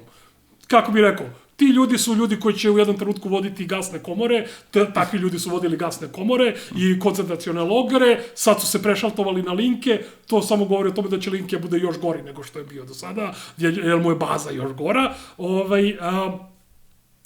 Ova Sara Wagenknecht je ispala, odnosno, koliko sam ja shvatio, oni pokreću neku inicijativu za prebrojavanje glasova, njima fali nešto jako malo, tipa 16.000 glasova. Da, jako malo. Ili tako nešto. 4,97, je li tako beše? Da, 4,97, u procentima, da. To, u procentima, znači fali im negde oko 16.000 glasova. Što reče jedan Nemac, mahinacije na glasanju u Nemačkoj su veće nego u Srbiji. Tako da oni očekuju da će uspeti nešto da navuku tu. Pitanje da li će uspeti. Svakako, to je stranka koja je nedavno formirana i to je vjerojatno najbolji uspjeh bilo koje partije u nekom jako kratkom periodu. Ali oni su pukli, i to je ono što sam pričao i sa nekim od njihovih bivših poslanika. Dva nivoa su tu ključna zašto su pukli. Prvi nivo je ono što smo pričali ranije kad sam se ja vratio iz Nemačke, koalicija u Tiringiji. Oni su u Tiringiji napravili deal sa CDU, CSU, Zelenima, SDP-om i tako dalje. Tad su oni zaključili da su izgubili 2%.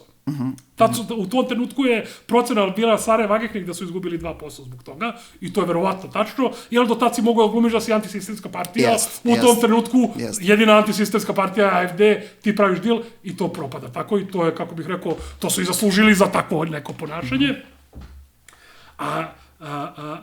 Drugi element je glasanje za ovaj zakon antimigrantski. Znači, oni su nakon toga drastični pad doživeli, jer u čemu je stvar? Jedna je stvar da ti kao racionalni socijaldemokrata kažeš, okej je strategija ovih Sarinih, da kažu, otkud ovi migranti?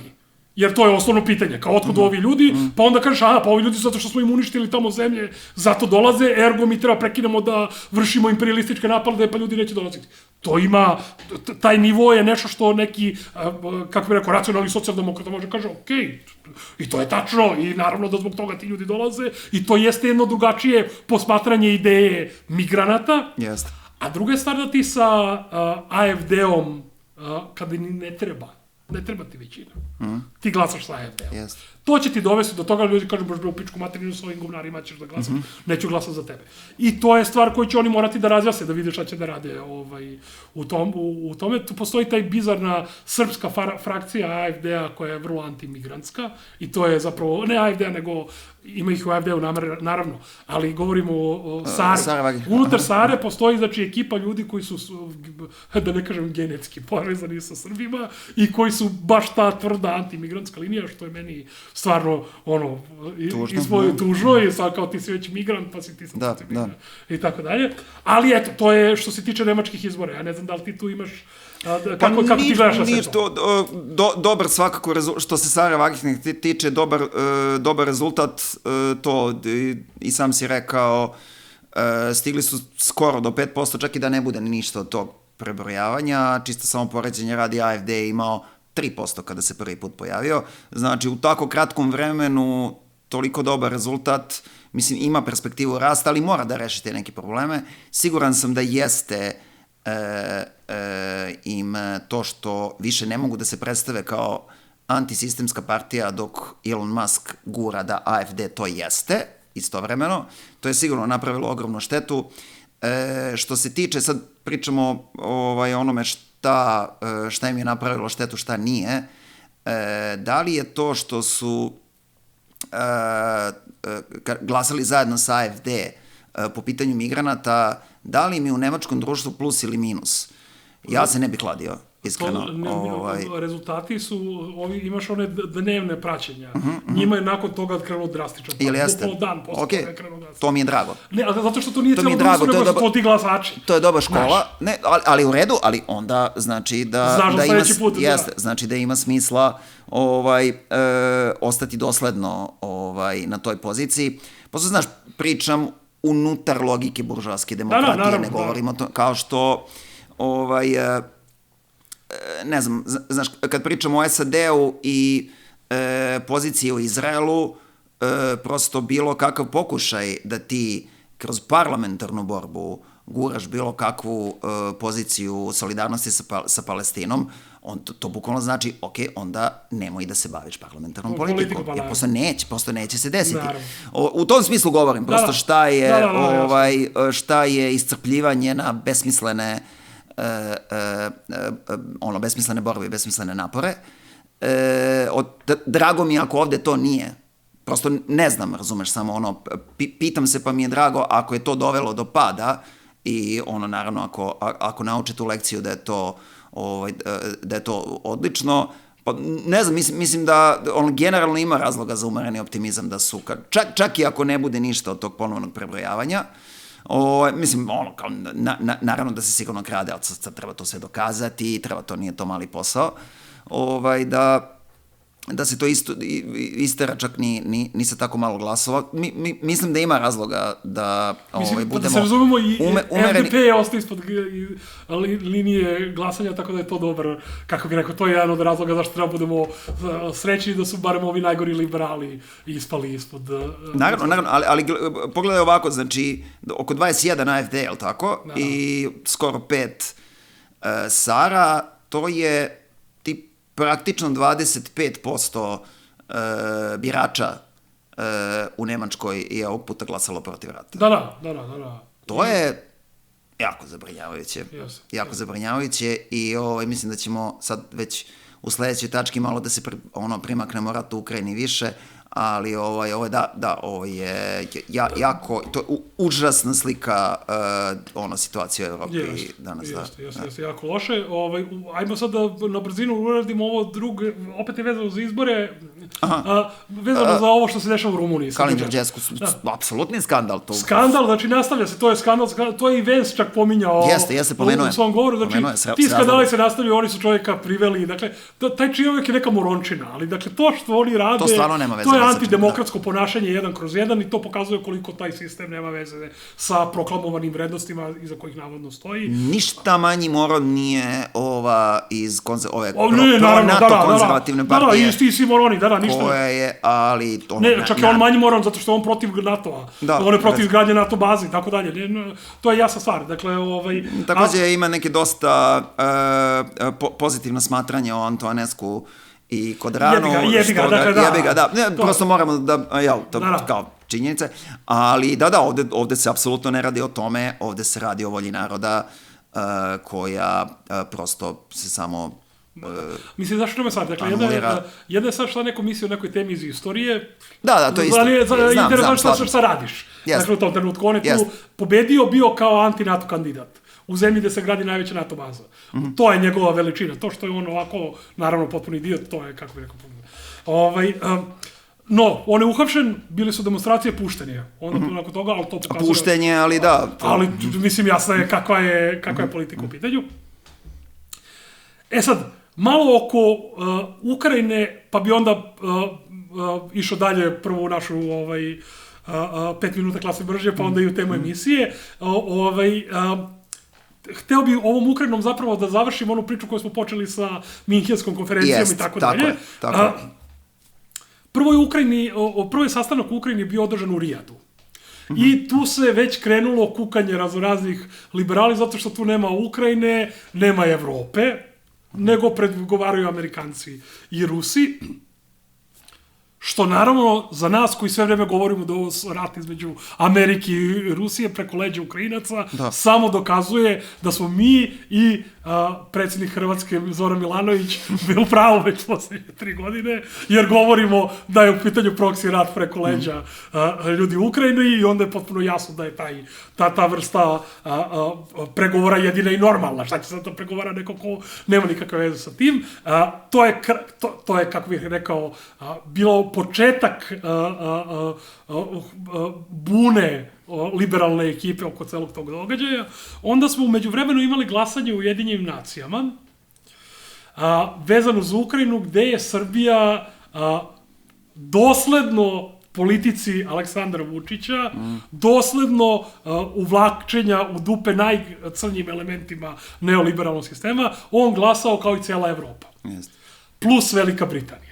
Jer to je ono sa čime se mi suočavamo danas. Dakle, ono što je nekada bio, ono što ovi dementni ljudi iz republikanske desnice zovu deep state ili radical left USAID i tako dalje, ta neoliberalna linija je u Americi u ovom trenutku izgubila i sada je Evropa plus Engleska ta stvar. I ja bih generalno ljudima uvek govorio, uvek gledajte gde je Engleska. To je ono najgore. Znači, tamo gde je Velika Britanija, to je ono najgore, dakle, kogoda je na vlasti. Jer njima nije sve, za razliku od Amerike, gde je razlika kad dođe Trump i Biden, Boris Johnson i smradina, Keir Starmer koji je bio involviran i u Assange-ovo hapšenje, znači najgori smradina, plaćeni Mossadov lik. Dakle, oni imaju istu politiku. I sada je Evropa ta koja čuva baklju tog neoliberalizma i jedva čekam da izgori u tom plamenu. Jer to će se desiti, oni nemaju snagu, nemaju vojsku.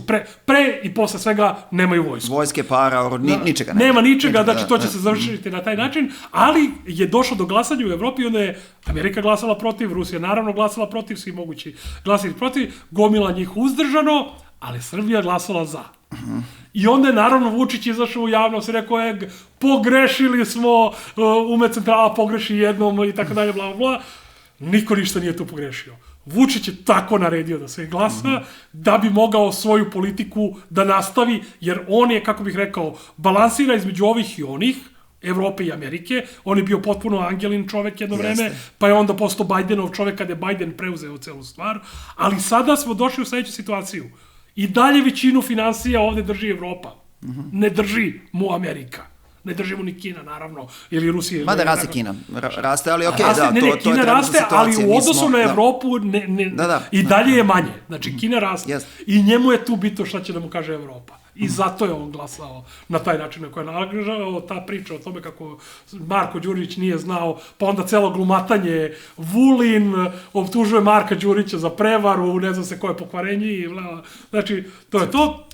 I nakon tog glasanja, pre neki dan se zapravo desi ovaj medijski vrlo praćen situacija šamaranja Zelenskog ispred medija. Great television, što kaže Trump. Great television, što bi rekao Trump.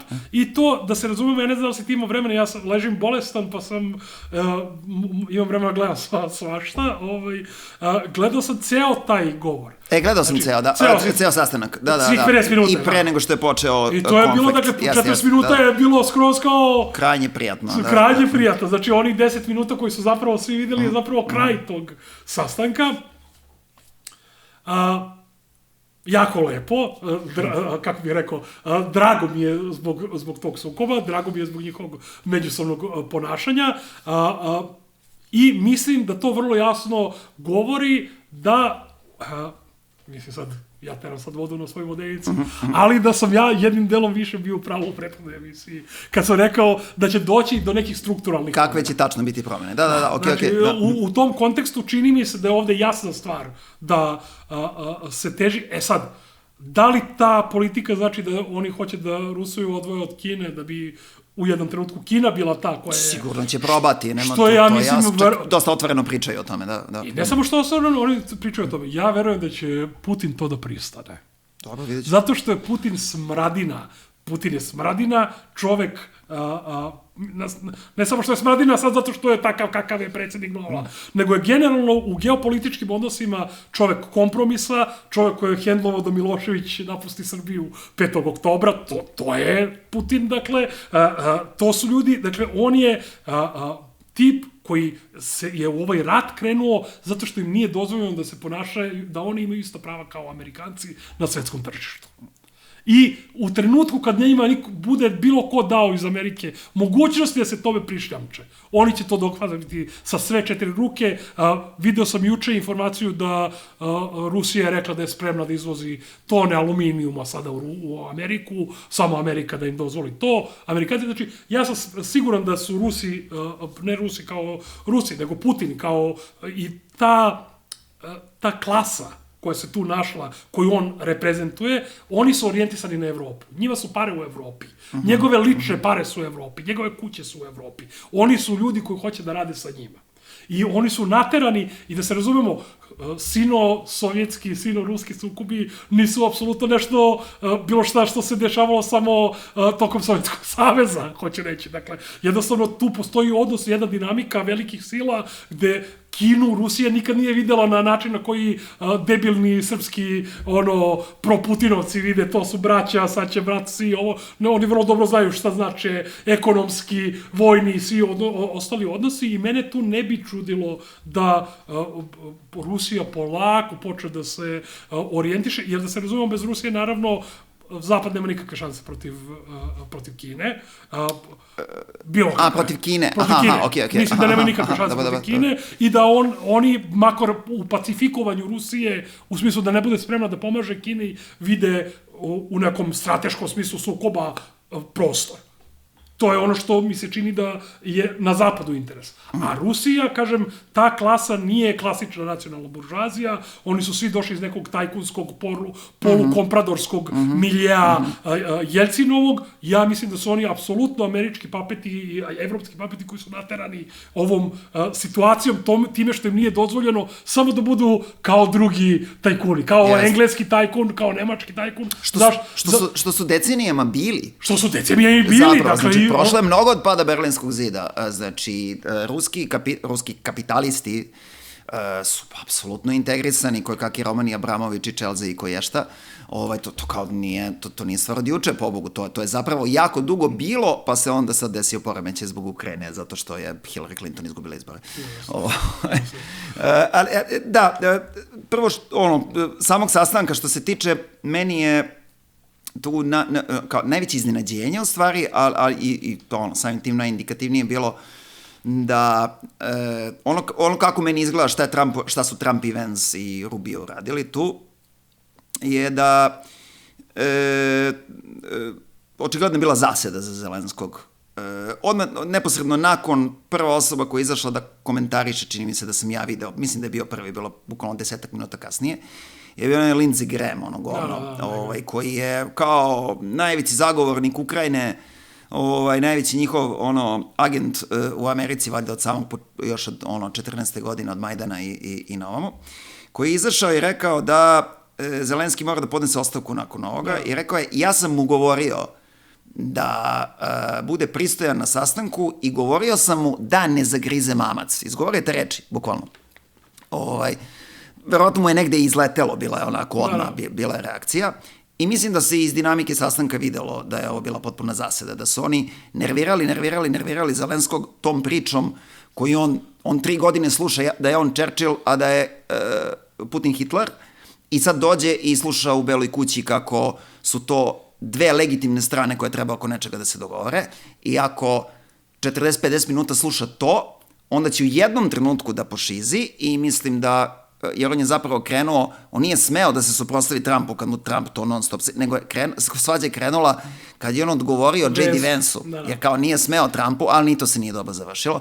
Prosto uvatili su ga u mašinu da se ovako nešto desi, a sad što je to važno, što sad uopšte gledamo i bavimo se tim sve, zato što Putin već godinu dana, ako tako nešto, od otkazivanja ukrajinskih izbora, Putin insistira na tome da on sa Zelenskim neće da razgovara, da je ovo za njega nelegitimni predsjednik, i ovo je Trump koji rešava taj problem i namešta Putinu u neku situaciju, ok, rekao si da nećeš da razgovaraš sa Zelenskim, ja ću sad da nađem neki način kako ćeš šutnem ovog magarca iz priče i da onda razgovaramo sa nekim sa kim ti hoćeš da razgovaraš. To je jedan nivo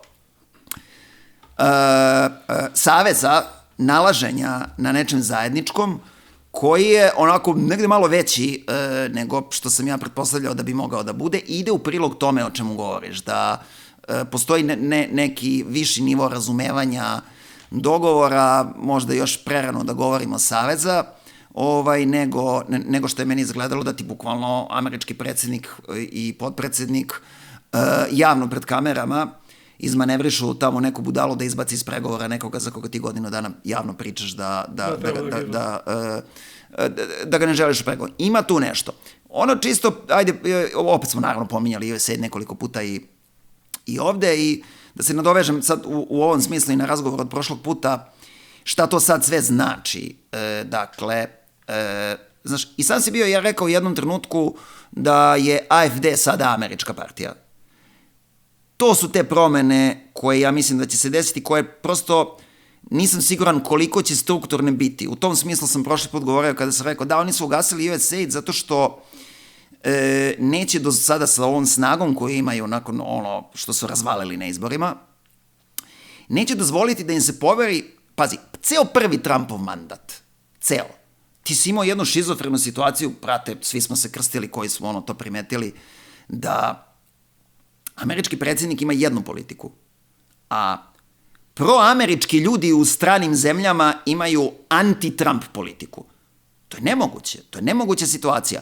I da je ovo gašenje zapravo reintegracija tih struktura i pravljanje drugačijih kanala da budu podobni State Departmentu pre svega, tako, i priča se da će tako biti organizovano, to sad niko ne zna, priča se svašta, ali priča se da će biti organizovano na način da oni postanu deo piramide državne uprave State Departmenta, znači da će biti potpuno, i da mu je Rubio šef, i ako mu on kaže promenila se politika, i nema tu opozicionarenja, nema tu tog nekog lupija. Sad, koliko će daleko ići strukturna promene, mislim da, naročito posle ovog sastanka, da mislim da ima razloga da očekujemo nešto slično tome što pričaš, da će da ćemo ponovo imati rusko-kineski split. Mislim, u nekoj meri. To je sad pitanje kako će se... Kako će to izgledati. Mislim, ja hoću da kažem da, recimo, kada čovjek gleda, zato sam pomenuo Đuku Bizona, kad čovjek gleda ove naše majmune, tipa na Twitteru, botove, SNS-a i tako dalje, njihov odnos prema Americi je, ja mislim, ono što je Putinov odnos prema Americi. To je taj profil. Desničara kome je problem sa Amerikom nije bio Amerika kao takva. Njima se sviđaju kao bojci. Njima se sviđa to. Njima smeta što konkretno njih oni se nalaze na receiving endu. A ovako, to, njima Amerika super, pošteno zaradili. A to je ono, mnogo sam hteo, mnogo sam započeo, to kako četnici nisu mogli da veruju da će Amerikanci da podrže komuniste, a ne njih. To je taj. Ista ta logika. Šešelj koji ide, nudi se u dobrovoljce za Irak i jeste. To je taj. Dobro, pa ništa, evo, to je više manje to. Hoćemo mi da prelazimo na ovu našu, na ovih naših 5 minuta klasne mržnje. Ajmo.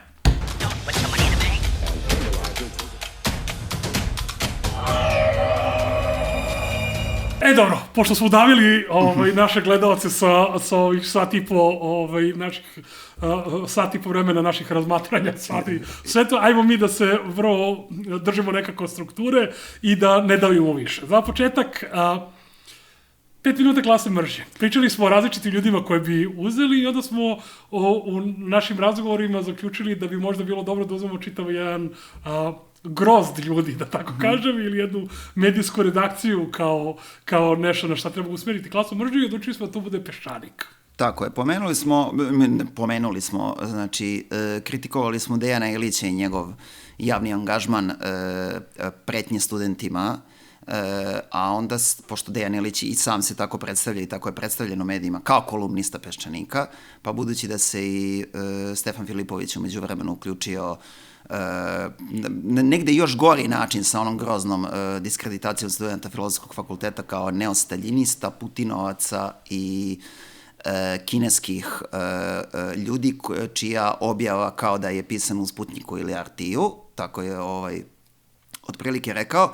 I pošto i jedan i drugi pišu i govore koristeći platformu Peščanika i pozivajući se na ugled koju ta ustanova ima, koju, nažalost, još uvek u delovima naše javnosti ima, da podsjetimo šta je taj ugled zapravo. Dakle, to je jedna grupa ljudi koja svoj ugled vuče iz 90. godine, iz angažmana antiradnog i antinacionalističkog, ali čim su se desile promene, Peščanik je postao perjanica antikomunizma, zapravo. Odnosno, u kontekstu tadašnjih sistemskih promena, kao glavna udarna pesnica borbe protiv radničkog organizovanja da zaštite svoje pozicije u procesu privatizacije i drugim neoliberalnim procesima. Kako je to tačno izgledalo? Ja samo da podsjetim ljude, ili oni koji su bili suviše mladi da bi to pratili u to vreme. Ovo je gospođa Svetlana Lukić 27. decembra 2000. godine, znači nakon što je DOS pobedio na parlamentarnim izborima i formirao vladu, a pre nego što će biti promenjen zakon o radu, donet novi zakon o privatizaciji, pre nego što će te promene da krenu, šta kaže Svetlana Lukić? Objašnjavajući neizbežne probleme izlaska iz komunizma, Leši Kovalkovski, misli na Lešeka Kolakovskog, ali ne zna ime. Vidite, molim te kako je napisala Leši Kovalkovski. Leši Kovalkovski. Ovo su intelektualni pik i krem srpskog društva. Da, jeste. Je svom prijatelju Adamu Mihinku, radi se o Adamu Mihniku, ispričao, odnosno podsjetio ga je na priču iz Svetog pisma, onu o izlasku Jevreja iz ropstva. Kada je Bog naredio Mojsiju da izvede Jevreje iz egipatskog ropstva, oni su prvo počeli da grade Mojsija, što ih izlaže tim užasnim opasnostima, a kada su se nekako obreli na obali Crvenog mora, a faraon na njih poslao vojsku, Jevreji su počeli da viču na Mojsija da ih vodi u propast. Kukali su za Egiptom, u kom su ipak imali da jedu ribu, beli luk, a sa Mojsijem samo nevolje. Jehova je bio strašno ljut na svoj narod, jer se ovaj stalno bunio i čeznuo za egipatskim ropstvom, gde mu je bilo dobro i sigurno. Odlučio je da ih istrebi. Mojsije ga je nekako umolio da to ne čini i na kraju je Bog odlučio da mogu da krenu dalje, ali bez starijih. Zamislite, niko od starijih nije ušao u obećanu zemlju. Ovo je samo po sebi strašno, ovo potpuno javno pozivanje na masovni lapot je jezivo samo po sebi, a još je jezivije, ja pamtim ovu metaforu sa tranzicijom kao vođenjem Jevreja kroz pustinju, gde oni koji čeznu za komunizmom treba da ostanu u pustinji gladi i žedni i da pocrkaju od gladi i žeđi.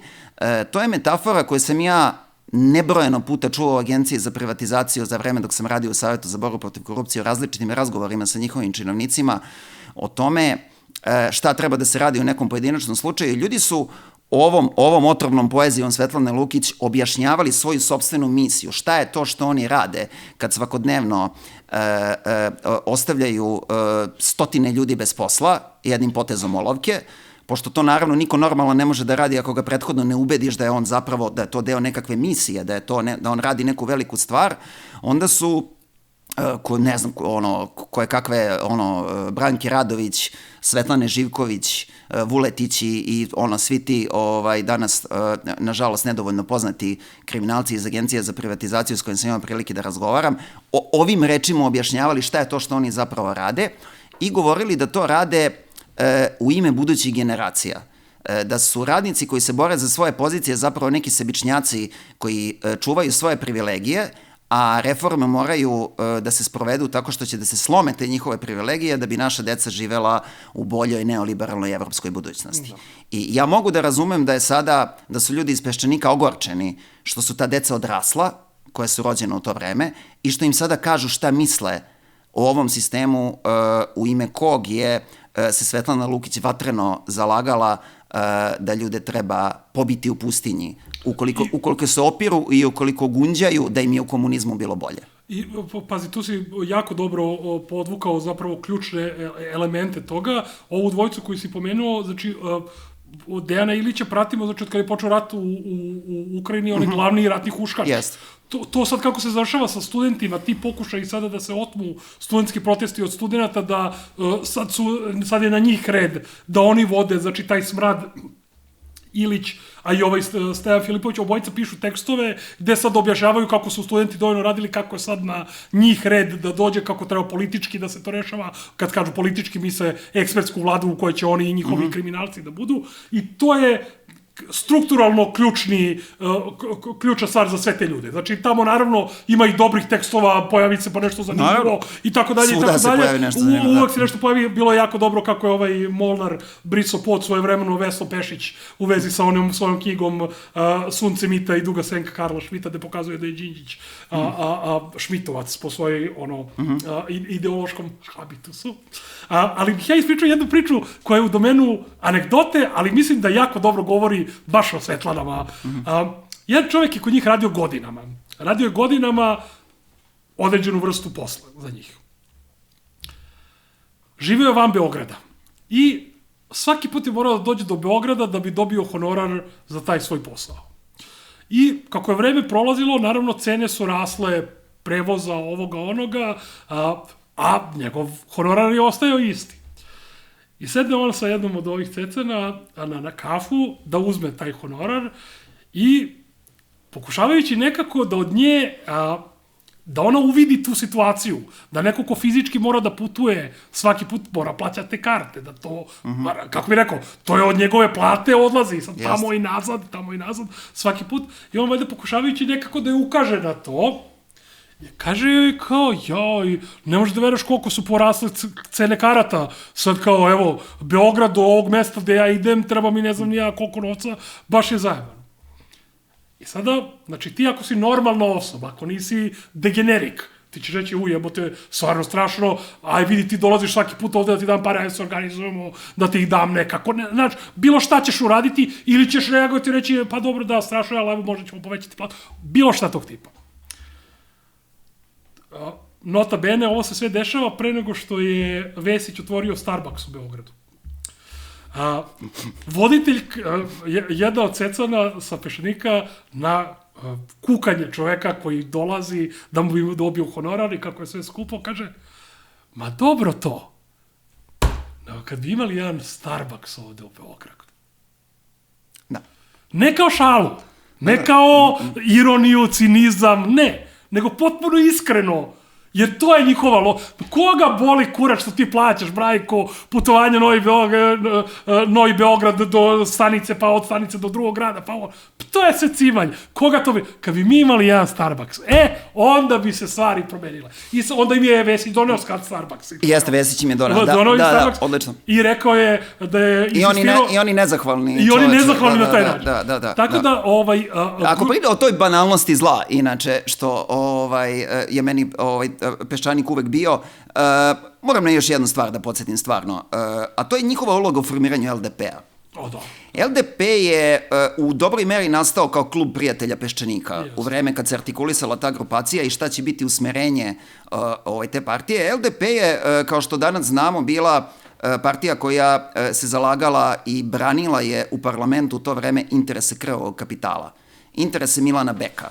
I ako hoćete da vidite šta je banalnost zla, onda, neću sad da čitamo, uzet će nam suviše vremena, idite na emisiju Peščanika iz 5. novembra 2010. godine u kojoj Svetlana Lukić objašnjava kako ona nekako vrlo posredno objašnjava na informacije koje su se u to vreme pojavile u javnosti vezama između Beka i LDP-a, kako ona to jadna nije znala u vreme kad je to radila. To su ljudi koji drugima znaju da seire o nekim kosmičkim nivoima odgovornosti za sve živo što se događa oko tebe i onda dovedeš sebe u situaciju da kažeš nisam ja baš obratila pažnju ko je bio taj Milan Beko i kako je sve. Mi smo se borili za istinu i odgovornost, mi smo to. Vi ste zapravo celokupni političko-simbolički kapital antiratnog pokreta investirali u partiju koja štiti interese krvavog kapitala. Svaka čast. I nemoj nikom ništa da pričate, naročito ne studentima.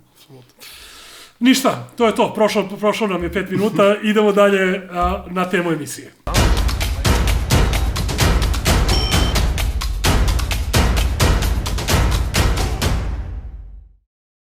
Sad, kao što smo i najavili, tema će biti dešavanje u Srbiji, jer jednostavno to je nešto aktuelno, to je nešto što traje.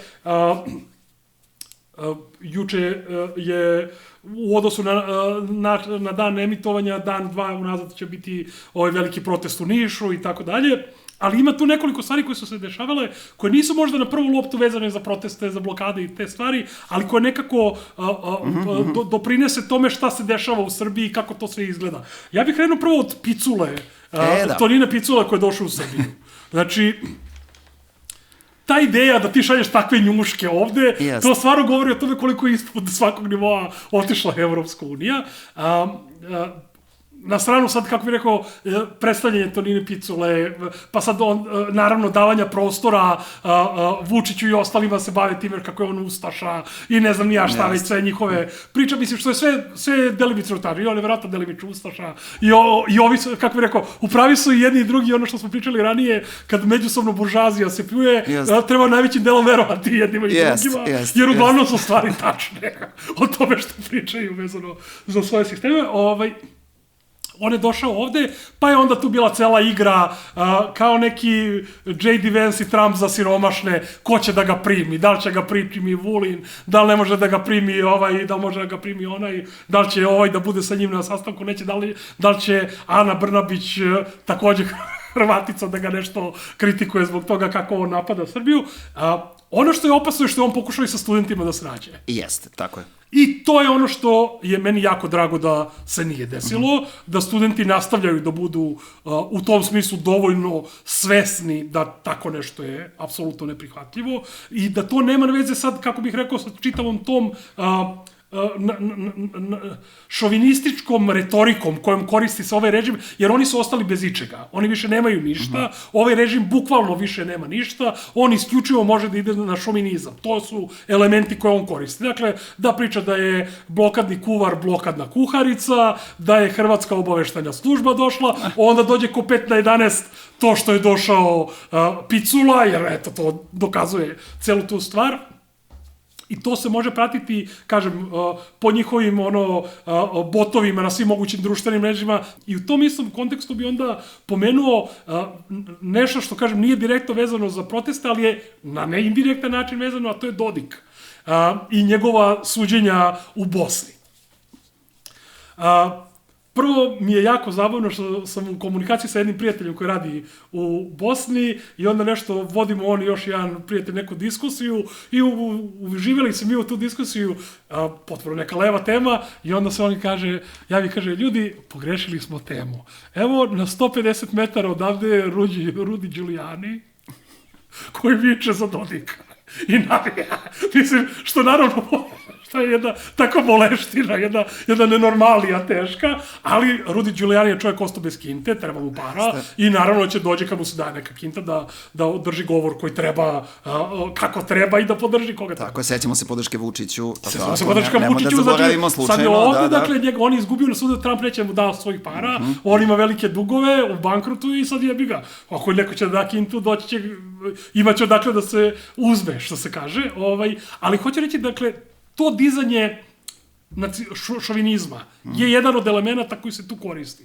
I sada Dodik kome se sudi, na stranu sada, Bosna je jedna, kako se to zove, kolonija sa faraonom, upraviteljem kao što je bio Poćorek ili tako neka ekipa. Znači, mi svi znamo dakle, da je to kolonija i da taj tip što donosi zakone je govnar i sve to, kako bih rekao, ali sve te stvari grozne o Kristijanu Šmitu i Evropskoj uniji, me neće naterati da stanem na stranu Dodika. Neće Boga mi.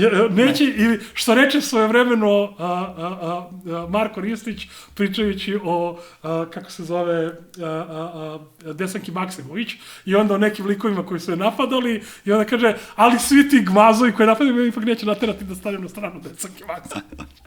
Nešto slično je u ovoj situaciji. Dakle, da, ovi ljudi su svakako najgori i mnogo moćniji od Dodika i mnogo relevantniji predstavnici evropskog imperializma 1/1, ali, kako bih rekao, izlaz iz toga nije podrška Dodiku. Dodiku koji je prije svega igrač imperializma. Od svog nastanka nadalje je čovjek igrač imperialistički na ovaj ili onaj način. On se sada okrenuo sledeće, on je znači izraelski, on je smrad izraelski koji podržava Izrael dok kolje ljude i tako odvratan gad, dakle da izabere najmračnije koje možeš da izabereš na svetu da njih podržavaš, to je Dodik. Ono što je jako bitno je, dakle, kao u celoj priči oko USAID-a, pa ovde jure USAID, znači, ova vlast nema više za šta da se uhvati pravo. Znači, nema. Dodik je dobio na prvostepeno godinu dana zatvora i 5 godina zabrana bavljanja politikom. U Bosni može da se otkupi zatvor. Znači, Bosna je takva kolonija, vi ako imate para, ne držite me za reč, mislim da je 18.000 evra za godinu dana, možda je manja, možda je 8, znači ne mogu ga svetiti, sad vidio sam negde tu informaciju. Znači ne postoji nikakva opasnost da Dodik ode u zatvor. To je znači sve isključivo laž koja je tu u kontekstu generalno stvaranja atmosfere da smo mi na osnovu svoje nacionalne pripadnosti izloženi pritisima, a ne na osnovu svoje pozicije u strukturi globalnog kapitalizma. I to je zapravo ključna igra koju igraju svi ovi likovi, a to je da nama pristave da smo mi ugroženi zato što smo Srbi, a zapravo smo ovde ugroženi jer smo radnici koji žive na poluperiferiji kapitalizma. I potpuno je svejedno, mogli bi budemo Španci, Indonežani, muslimani, Albanci. Dakle, na toj poziciji to je naša uloga i nema nikakve veze sa tim što smo mi konkretno, slučajno, Jugoslovenija, da tako kažem, ili nešto tog tipa. Znači, tako da, čisto sam to mislio da pomenem kao jedan od elemenata koji se tu igra. Drugi od elemenata koji opet nisu direktno vezani za, mada, kako bih rekao, oni što će da nam pričaju o glasačima iz Bosne, mogu da kažu da je Dodik i direktno vezan za te stvari. On sigurno pomaže na ovim protestima, su zaista i bili ljudi iz Bosne, bez ikakvog sad nekog rasističkog odnosa, ali to je fakat, dovezeni su autobusi iz Bosne na onaj prethodni, da li u Kragujevcu ili gde već bio, gde bio je skup Vučićev, on ima neke od ovih svojih skupova, dakle, tako da Dodik je involviran i nekako direktno u sve ove proteste, ali ima druga stvar koja nije možda na neki direktan način, ali jeste na indirektan način vezano za sve to, to je pitanje šta se dešava sa NIS-om. Sad, ja mislim da smo mi pričali u jednoj od prethodnih emisija. Jesmo pričali, negde smo bilo, mislim, kad smo odgovarali na pitanja, ostali smo dužni kao generalno zbog čega je to, mislim, zbog čega je to toliko zabrinjavajuće. Čisto samo da podsjetimo,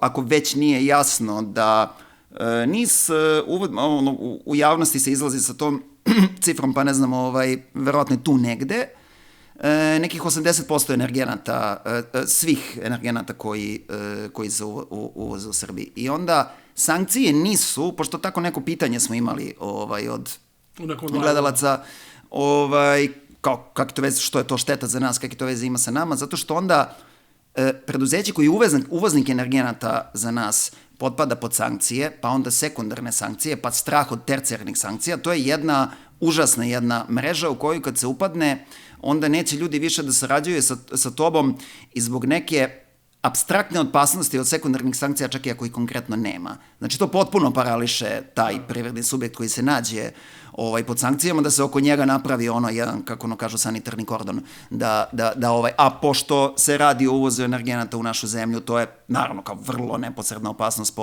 po sve nas ukoliko se sankcije dese. Sad, šta je novo tu? Pa tu ima sad nekoliko novih, znači to je bilo kao tema koja se poteže već duže vreme, da će to nama krenuti od prvog i tako dalje. Poslednja informacija je prvo da je smanjen vlasnički udeo Rusa, ispod 50%, to je jedna stvar, a druga stvar je da je dobijeno još 30 dana prolongiranje u odnosu na prethodni period. Sad, nas dvojica kad smo pričali o ovome van emisije, mislim da smo se složili, čini mi se da je to, dakle to je trka sa Trumpom. Jest. I sa Trumpovim postavljanjem novih politika u konkretnim regionima, koga boli kurac. Njegovog rešavanja sa Rusijom, da će to onda da pa... Upravo to, dakle to sad je Rusija potpuno nebitna mikrozemljica na putu i onda uopšte nije tema. To, i tu očigledno onda ova pokušava država na neki način da odigra neku igru... Dok ne dođe do ovog smaka. Dok ne dođe do smaka ovoga i tako dalje, tako da ćemo vidjeti kako će to sve izgledati. Pratim ove najgore ljude u Srbiji, tipa, kako je to rekao, jedinica za meru gluposti, Šešelj, Šormaz. Dakle, koliko ti Šormaz za glup? I to je, da se mi razumemo, svaka čast Šešelj baš je dobro udvo, jer je ovaj glup kod to cijelo stvarno. Šteta što se nije bio ove komedijom u životu. Jeste, to bi bilo zapravo zabavno. Umesto klanjem, da. Jeste. Imao je, ko još voli, Jovo Bakić voli da se igra sa imenima, pa je, vidio sam, imao je ono dobro, to smo se složili da je Porfirije Profit, to mu je dobro, a imao je još neko Đukić, kako se zove, ministarki obrazovanja, kako se ono zove? Slavica Đukić. Slavica, da, zove, ne, Slavice Cipelice, nešto tako je, tako da je ponekad duhovit, a i Šešelj, što kažeš da se time bavio, umesto da se bavio politikom, stvarno bi bilo nešto. Dakle, Elem Šormaz i ta ekipa, Zorana Mihajlović, koji je također nedavno ustala protiv studenata, ne znam da sam to primetio, dakle, su svi u fazonu odmah prodati celo Americi. Što je nekako i očekivano od njih. Ovde je pitanje tog ključnog paketa akcija. I meni se čini da kako god sve ovo se razvijalo, ako Trump nastavi, ako bude bilo to rađeno na način na koji je do sada rađeno, da tu postoji taj odnos prema Americi, da će na kraju prodati Shellu. Da će možda to i da se desi. Da će se to i desiti. Da će oni prodati Shellu, BP-u, nekom od tih će da prodaju taj ključni paket akcija, da će Rusija ostati delimični vlasnik, ali neki manjinski vlasnik koji tu nema zapravo tu ključnu poziciju. Naravno, sve to zavisi od toga kako će se dešavati ovi veliki odnosi Amerika, Rusije i tako dalje. To je sve sekundarno, ali eto, to se kao jedna od tema nameće. Sad, ja bih ovdje uzeo nekoliko tema koji su mi nekako baš direktno vezane za sam protest. Ovo je nekako okolo... Samo ako možemo, još jedan komentar na Piculu, pa uvodimo time i u proteste. Ja moram da... Nije zgodno da govorimo o imenima, zato što su ljudi to zaista najbolje namere pokušavali. Znači, bio je jedan, da kažemo, ajde da tako kažemo, savet krovu nad glavom da se sastane sa Piculom, odnosno da nekako radimo na tome da uključimo u njegov spisak pritisaka na Vučića i to ukidanje izvršitelja ili već kako bi se to tačno artikulisalo, ali jasno ti je na kojoj liniji je vođen taj razgovor. I razlog zbog čega ovo pominjem, i ne bih zaista imenovao ljude,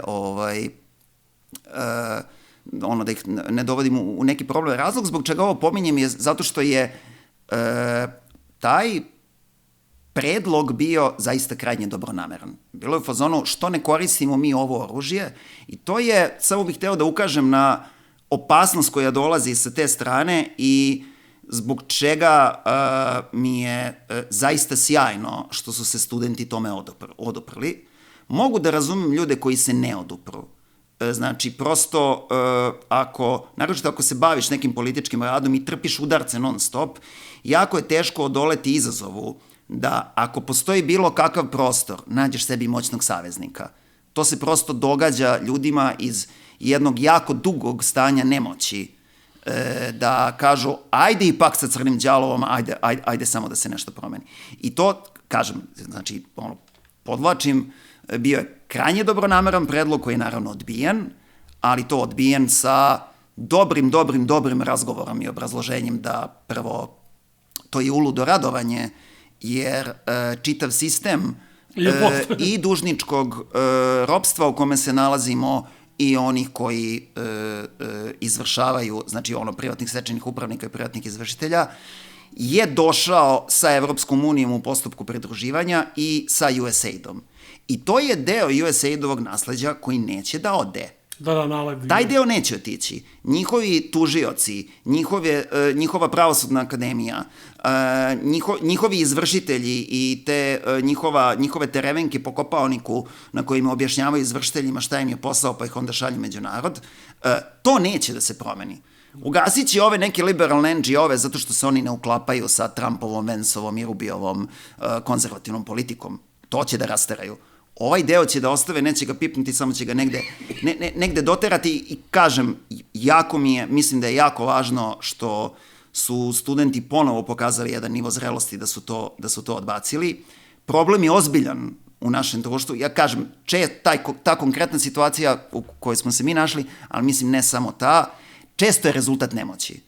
I tim važnije da gradimo naše solidarne strukture, da možemo da se oslanjamo jedni na druge, da prosto ne dolazimo u situaciju da kažemo tapkamo u mestu godinama i nigde smo i ajde onda crniđa, ajde onda da probamo nekako da namolimo ili da nekako izmanevrišemo onoga ko nam je taj problem zapravo i napravio. Da, potpuno. Ne, svaka čast naravno i Krovu što je isto odbio, dakle to je jedina prava politika koja je zaista antikapitalistička, koja je levičarska i tako dalje. Super si dopunio ovu stvar oko Picule. Ja bih se sad oko ovih nekih konkretnih stvari koje su se dešavale, prvo ono što sam primetio i što je nekako vezano za ovo što smo ranije pričali, ali nekako je bilo na prvu loptu, bilo je toliko eksplicitno, znači, na Kurir televiziji. Kurir televizija je, znači, ono DB. Znači, Kurir televizija je bukvalno DB i to ste mogli da vidite na sledeći način. Kad su bili protesti protiv ponovnog zatvaranja lockdown, kada je radio Vučić. Ljudi su bili okupljeni ispred Skupštine. Sav internet je pao, nijedna televizija nije mogla da izveštava. Osim Kurir televizije odande, na licu vera. Nju drži Žeželj i ova ekipa bivših. Sad, na televiziji koju drži jedan od bivših vođa studentskog protesta, gostuju Čeda Antić i Čeda Jovanović. Tako je, da. Dvojca najpoznatijih vođa. Znači, to je triling vođa studentskog protesta 96-97. Naravno, njih dvojica su se našli, ja tebi Serdaru, ti meni Vojvodo, Čeda Jovanović raspao onako sa nekom polomljenom rukom, već smo pričali o tom njegovom sunovratu, Čeda Antić autistični psihopata i dalje, dakle, i njih dvojica pričaju o tome kako studenti treba preći, kako treba krene da se pregovara, kako treba da se prekinu ovi studentski protesti i tako dalje. Zašto je to meni, kako bih rekao, to je uobičajena priča. Čeda Antić je bolesnik koji je 70-80 puta gostovao u poslednja 3 meseca od kad su krenule blokade. Nije normalan čovjek, bukvalno, znači, Čeda Jovanović je se raspao, to smo već svi videli, dakle, ali oni su, znači, krenuli, Žeželj je objavio u Kuriru nacrt blokade autokomande, koji je bio tajan, da bi sabotirao protest. Znači, oni su svi tu izašli, ali ovo je bilo na jednom mestu, kako bih rekao, ta količina kriptonita na jednom mestu, i to je ono što ja mislim da je jako bitno ljudi da shvate. Na stranu što ovi studenti blentavi pa su klinci, pa nemaju pojma šta znači za transparent, Beograd je ponovo sedi, tako neka sranja, sve te gluposti liberalne koje mogu da se vide kod studenta, kao što smo već pričali ranije, time što traže određene liberalne vrednosti, sabotiraju i antisistemske su, jer ovaj sistem ne može te liberalne vrednosti i time ga destabilizuju i otvaraju prostor za nas sve ostale. Ali ova 3 lika koji su bili vođa studentskog protesta su danas u prvoj liniji odbrane ovog sistema. Jer je ovaj sistem, ovakav kakav jeste, to je sistem za koji su se oni borili 96-90. Tako je. To je sistem njih, Zorana Đinđića, Vesne Pešić, Vuka Draškovića i tako dalje, i tako dalje. Sve koje možeš da smisliš, ovo je njihov sistem. I zato su oni u prvoj liniji odbrane ovog sistema, jer se udara na njih i oni to intuitivno, svesno ili nesvesno prepoznaju. I onda dolaze, brane, protestuju i, kažem, ta slika njih trojice, odnosno, kako bih rekao, njegove televizije i ove dvojice sa voditeljkom kako su došli 20 godina kasnije, odnosno 30 godina kasnije u odnosu na studentske proteste, da sada budu oni sa druge strane. To mi je onako nešto što baš je grozno i drago mi je istovremeno da može da se prati, jel? Ali, to je, kako bih rekao, neki medijski nivo. Meni je jako zanimljivo ono što se dešavalo, non stop se dešavaju zanimljive stvari, postoje sukobi, vidi se da različiti planovi imaju različita mišljenja, neki guraju jedne stvari, neki druge stvari, pravili smo nas dvojice distinkcije između protesta i samih blokada fakulteta i tako dalje. Evo, sad je bio ovaj u Nišu protest, recimo ja uvek uživam kad vidim ljude koji jure vladike i viču protiv vladika. Dakle, generalno mislim da je u bilo kakvom sistemu, sa bilo kakvim motivima, vikanje na vladike da su lopovi i smradovi, jako dobra stvar, mislim da to pokazuje određeni nivo zdravosti našeg društva, dakle da nemamo nikakav... Naravno, tu su sve neki sad unutrašnje razlozi, koje su to frakcije, imaš popove koji podržavaju proteste, imaš popove koji su protiv, svi su odvratni, meni ja ne mogu podesem nijedne popove, ali kažem, drago mi je recimo da vidim masu ljudi koji viče na vladiku i da ga tera da je lopov, to mi je skroz onako okej. I to vjerojatno dobrim delom religiozni ljudi koji naravno umeju da prepoznaju lopova bez obzira. Naravno, to nema nikakve veze sa tim u tom religioznošću, ali činjenicom da mi nećemo da trpimo i meni je zato su mi, kako bih rekao, dragi ljudi koji žive ovde, što mi nećemo da trpimo nepravdu kogod da je nanosi. Pa sad to može bude pop, može bude... Mladobosanci su, pored ubistva Ferdinanda, planirali ubistvo svoje vladike Srpske pravoslavne crkve, tamo ko je radio sa Austrijom u Bosni. Dakle, to je naša tradicija, je da takve ljude galjamo, ali su se desila 2 zanimljiva događaja u Beogradu, koja mislim da vredi prokomentarisati. Prvi je okupacija SKC-a. Studentski kulturni centar, institucija koja je sad bila bitna kulturno. Na stranu šta ja sad mislim o Marini Abramović ili raznoraznim frikovima koji su 70-ih i 80-ih izašli iz SKC. Mislim sve najgore, ali pored toga što mislim sve najgore, on je imao određenu kulturnu ulogu, SKC.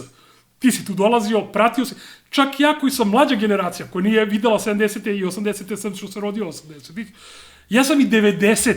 za vreme sankcija, ratova, bombardovanja, gluposti i tako dalje, opet je u SKC-u bilo nešto, odeš na neki koncert, bude neka stvar. SKC je preuzet od strane SPS-a poslednjih 15 godina, tako nešto više ne mogu se, ne znam koliko. 92. praktično i onda je bio onaj neki kratak jedan period. Jeste, pa je onda 2000. opet petooktobarci preuzeli na kratko, pa se onda na kraju vratilo opet. Vraćen im je onda kad je napravljena ona SPS-DS vlada 2008. Jeste. I to je bio deo kolača da se gospodin Slavoljub vrati. Da.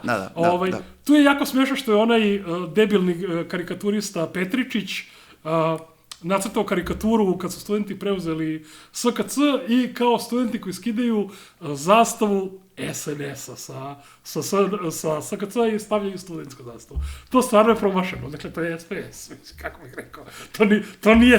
To nije ta zastava, znači, ali dobro, Petričić je, vozim se kolima i neka kretenčina ispred mene vozi kao debil, kao idiot, ja mu trubim, gledam šta je, vadim neku bejzbol palicu, ne mogu da verujem da je neko toliki idiot, pogledam ono Petričić. I ja sam rekao, pa dobro, jasno je zašto neka kretenčina. Onda ništa, nosi se u pičku matinju, ne vozi dalje. Ali šta je poenta? Prvo SKC, kako bih rekao, znači imao je to nešto 90-ih, posle njega nema. SKC ne postoji na mapi događaja u Beogradu. To ne postoji. Samim tim to pokazuje da je taj prostor i tekako nešto što treba preuzeti. Drugo, to je studentski kulturni centar gde studenti nemaju nikakvu kontrolu. To je takođe još jedan od razloga zašto je to dobra stvar.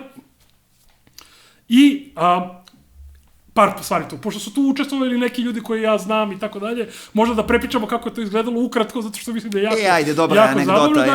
Znači, tog dana je par ljudi imalo prezentacije svojih knjiga, pesama u SKC-u. Studenti su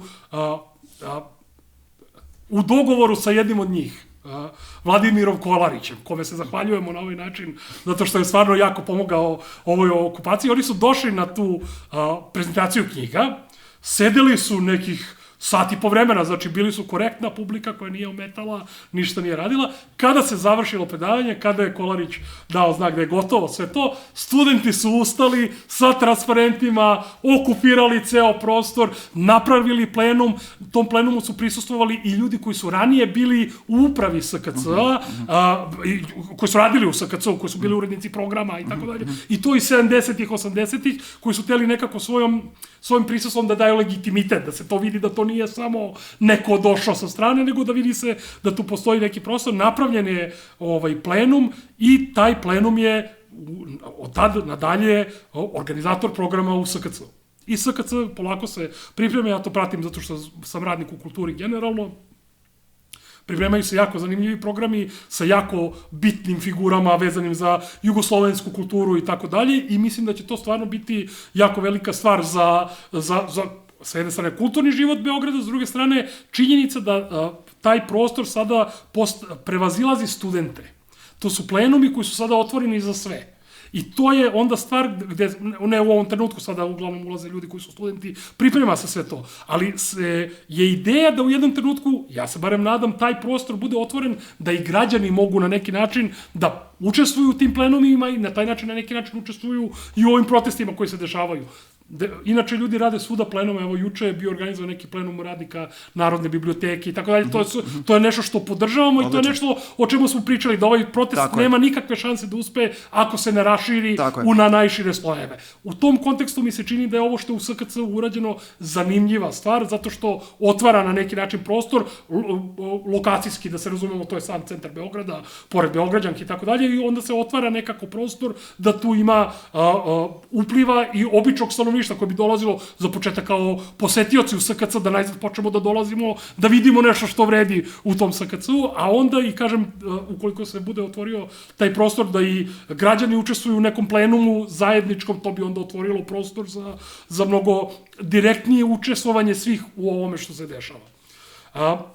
To je element oko SKC-a i tu se onda pominje jedna tema. Sad ne bih teo da te preginem ako ti hoćeš nešto oko SKC-a da dodaš, ali nešto što je povezuje sa KCB-om. Ajde, završi s KCB-om pa ću onda... Da, pošto jeste celina. Celina je nekako grupa koja se zove Kultura u blokadi.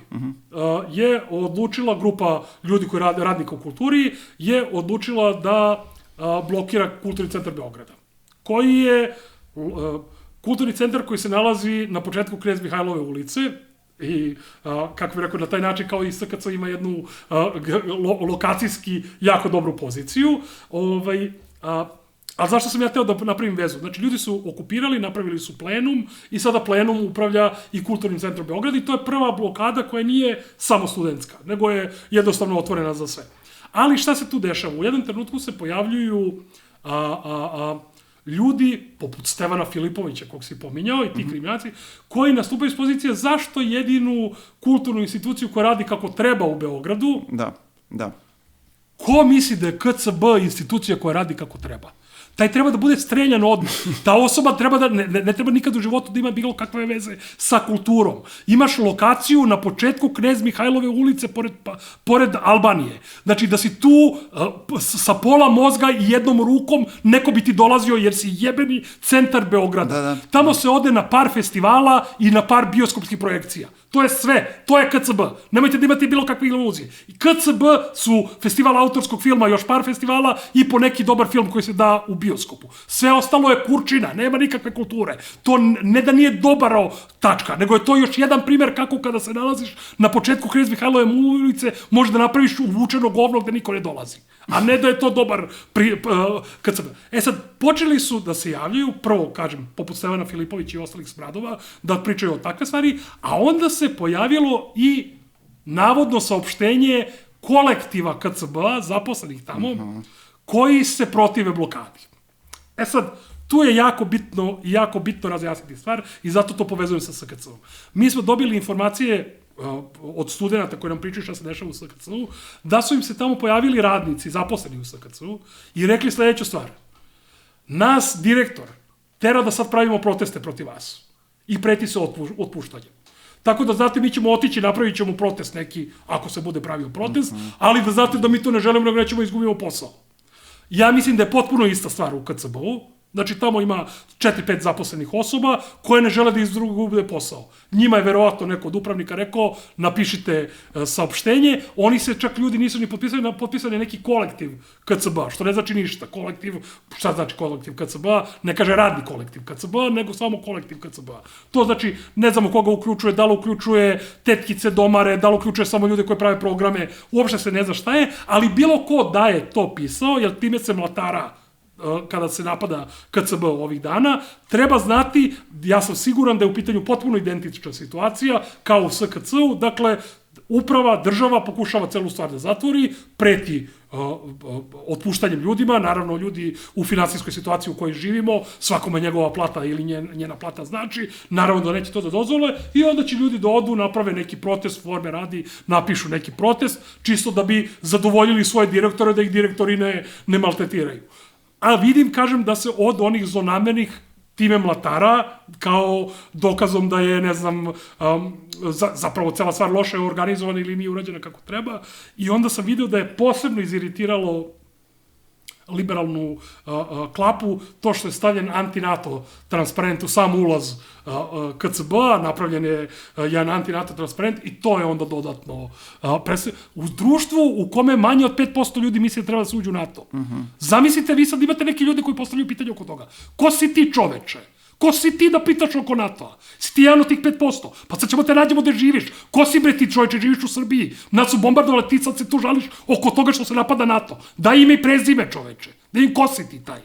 Tako da to je ono što sam teo da kažem vezano za KCB i da ga povežem sa SKC-om preko te represije nad radnicima, ali... Represije, da, ali i takođe to primetio si ti, kako se širi, kako se ne širi samo talas protesta, odnosno da ljudi, da nezadovoljni ljudi protestuju, nego kako se takođe, na moje veliko prijatno iznenađenje, širi i demokratski način organizovanja. Apsolutno. Prosto moramo da primetimo, mi smo razgovarali, ali onako sa dosta mračnim mislima, jer prosto takva je situacija bila. Mi smo o ovome razgovarali onda kada smo gostovali kod Univerziteta Svetozar Marković u toj epizodi. Da. Razgovarali smo o tome koliko je važno da ljudi u organizovanju budu što nezavisniji od različitih centara, fondacijskih, ovih, onih, koji im prilaze sa parama i koji im dođu samo u fazonu, evo, mi ćemo da ti rešimo ovaj problem. Konkretno pričali smo i onda o pravnoj pomoći, jer to je čest problem, zato što je to užasno poskupelo za proteklih 25 godina. Sve, od iznosa kazni, preko advokatskih troškova i različitih stvari, to je postalo neviđeno skupo, plus imali smo onaj jedan veliki lom, samo mala digresija, neću dugo, mi smo imali onaj veliki, to je negde oko Vučićevog dolaska na vlast, znači negde, ne mogu sad tačno da se setim, kada je praktično ukinuta kolektivna tužba, da kada pokrećeš postupak, na primjer, ne znam, sad nas 10 radnika hoćemo da tužimo istog gazdu, mi moramo 10 puta da tužimo i to znači 10 puta troškovi. Svi koji to...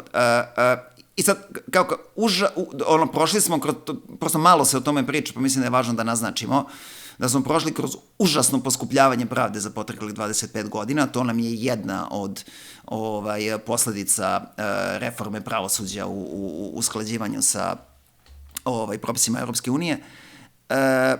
I sad, u toj situaciji, naravno, pričali smo onda konkretno o ovim ljudima koji se organizuju protiv Rio Tinta i o tome koliko su oni u tom trenutku kad smo razgovarali negde, po mom mišljenju, bili dosta daleko bacili koplje u tom smislu, koliko imaju jednu samoorganizovanu i da kažemo samoodrživu jednu strukturu u kojoj nikad neće doći u situaciju da mu neko u ključnom trenutku izvuče tepih ispod nogu u organizu. I sad je to, ali kažem, onda smo nekako o tome pričali u kontekstu mnogo mračne situacije gde toga nema mnogo i to je sad nekako, čini mi se, da je i taj način razmišljanja i konkretni pokušaj ljudi da se organizuju na taj način bukvalno eksplodirao sa ovim blokadama na sve strane i stvarno mislim da je važno da primetimo taj pozitivan trend, da ohrabrujemo i da guramo što dalje u tom pravcu što možemo. Sigurno će nam, evo, kao ajde i poslednji put da pomenemo ove idiote, sigurno će nam povlačenje USAID-a na neki način biti od koristi o svemu tome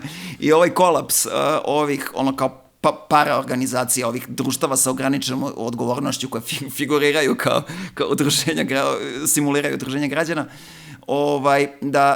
da će negde da pomogne u tome, ali stvarno jako, negde čini mi se, pričao sam već o tome, ali mislim i 100 puta da pomenem nije malo, da je ta eksplozija u dobrom pravcu solidarnog organizovanja ljudi, znači samoupravnog organizovanja, kako se gomila njih i dalje ne shvataju to, kako bih rekao, struktura ide ispred svesti samih ljudi koji su u njoj.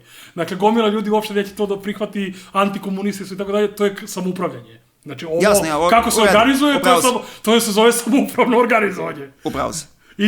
I u tom kontekstu, mislim, nećemo sad da dužimo zato što smo već zadavili naše gledaoce. Ja mislim da je sad jako bitno da se primeti sledeća stvar vezano za proteste. Da nakon tih nekoliko pokušaja vrlo eksplicitnih preuzimanja studentskih protesta, udarili su na tvrdo tu. I to su shvatili, da su udarili na tvrdo. I sada sa jedne strane imaš kriminalce poput Stevana Filipovića, Dejana Ilića, koji pokušavaju da kažu, sad pustite mi te studente, ajmo mi da radimo, odnosno, oni su radili svoje hladnjenje standardno, znači veliki majstori i bla bla, ali sada je vreme za nas političare, koji pokušavaju na neki način da to artikulišu, taj studentski bes, u pravcu liberalne politike. Ja mislim da je tu ključna stvar ne dozvoliti taj pokušaj asimilacije i u krajnjem slučaju da oni imaju malo mozga. Setili bi se tih protesta 90-ih.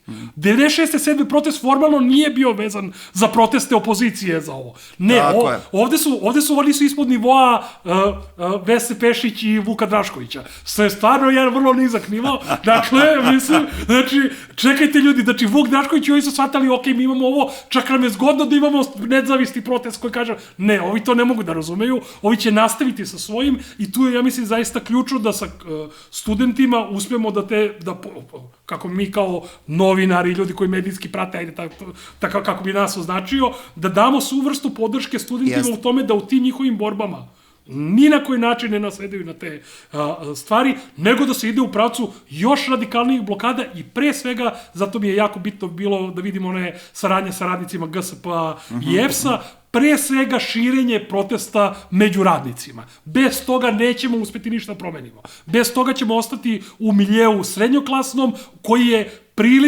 prirodno stanište za liberalne spradove. I u tom prirodnom staništu se oni mnogo bolje snalaze nego mi koji hoćemo da imamo neke principe, ideje i tako dalje. Jednostavno, jer on njih baš briga. U tom kontekstu mislim da je mnogo bitno da ponovo kažemo bravo studenti i da im kažemo nemojte da dozvolite da vas ovi govnari koriste. Plenum u Novom Sadu koji je bio problematičan je uspeo neke stvari da reši. Ima još par nekih problematičnih plenuma. To sve treba držati u pameti da je ovo proces, da to nisu gotove stvari, da nešto što je loše izglasano danas, sutra može bude drugačije, ne treba da padnemo u histeriju ili nešto tog tipa, ali sve vreme treba da govorimo da, društvo stoji iza studenta, ne stoji iza Potkreta slobodnih građana, Đilasa, već koga možeš da zamisliš od tih ljudi. Ne, mi kao društvo stvarimo iz ovih studenta. I to je ono što se podržava i to je ono što hoćemo kao društvo da vidimo da se taj model proširi što šire može. Jeste, dobro si me podsjetio na GSP. Znači, gde je, ne znam da li primeću, gde je aplauz naše liberalne javnosti štrajku u GSP-u? Gde je? Znači, slušamo decenijama o tome kako je radnička borba samo neka borba za svoje sitne interese i za svoje privilegije. Ovaj štrajk ima isključivo zahteve koji se mogu opisati kao zahtevi koji su u javnom interesu, u interesu spasavanja GSP-a od ove pritajene privatizacije preko outsourcovanja, preko različitih izdavanja privatnicima i ono kao uništavanje iznutra GSP, da bi se na kraju doveo u situaciju da ekstremna desnica poput Fiskalnog saveta kaže to mora da se privatizuje da bi se spasilo, nema od toga ništa. I onda ljudi koji zbog toga štrajkuju, gde je aplauz liberalne javnosti za taj nivo političke svesti, kako bi ne čujem? Ja ga ne čujem. To postoji, znači čućeš to kao pljuvanje, kao diskreditaciju, kao napad, kad se ljudi naravno potpuno legitimno organizuju da brane svoje interese. Da, to ćeš da čuješ kao napad. Kada se desi ovakav štrajk, nećeš da čuješ aplauz ni sa jedne strane. Sve od studenta koji će se... Ne, naravno, pričamo o ovima. Znači, pričamo o ljudima koji, na primjer, kažu, Filipović u onom svom tekstu kaže da su studenti antipolitični. Šta znači, kao prvo, naivni su da misle da u ovom sistemu može da se napravi neka promjena i takođe da su antipolitični. Šta to znači u njegovom primitivnom, glupačkom i bezobraznom, da li je toga svestan ili ne, rečniku? Šta to znači zapravo kod njega? Za njega je antisistemski da moja ekipa dođe na čelo ovog sistema, a ne Vučićeva. Znači da američki ambasador pije čivas sa mnom, a ne sa Vučićem. To je za njega sistemska promjena. Da se ništa ne promeni, da sistem... Antipolitički ako nećeš da glasaš za tu njegovu ekipu. Tako je. To je antipolitika. To je antipolitika, da. Bravo. Ništa, završimo na tome. Vidimo se za 15 dana. Vidimo se, ćao. Ćao.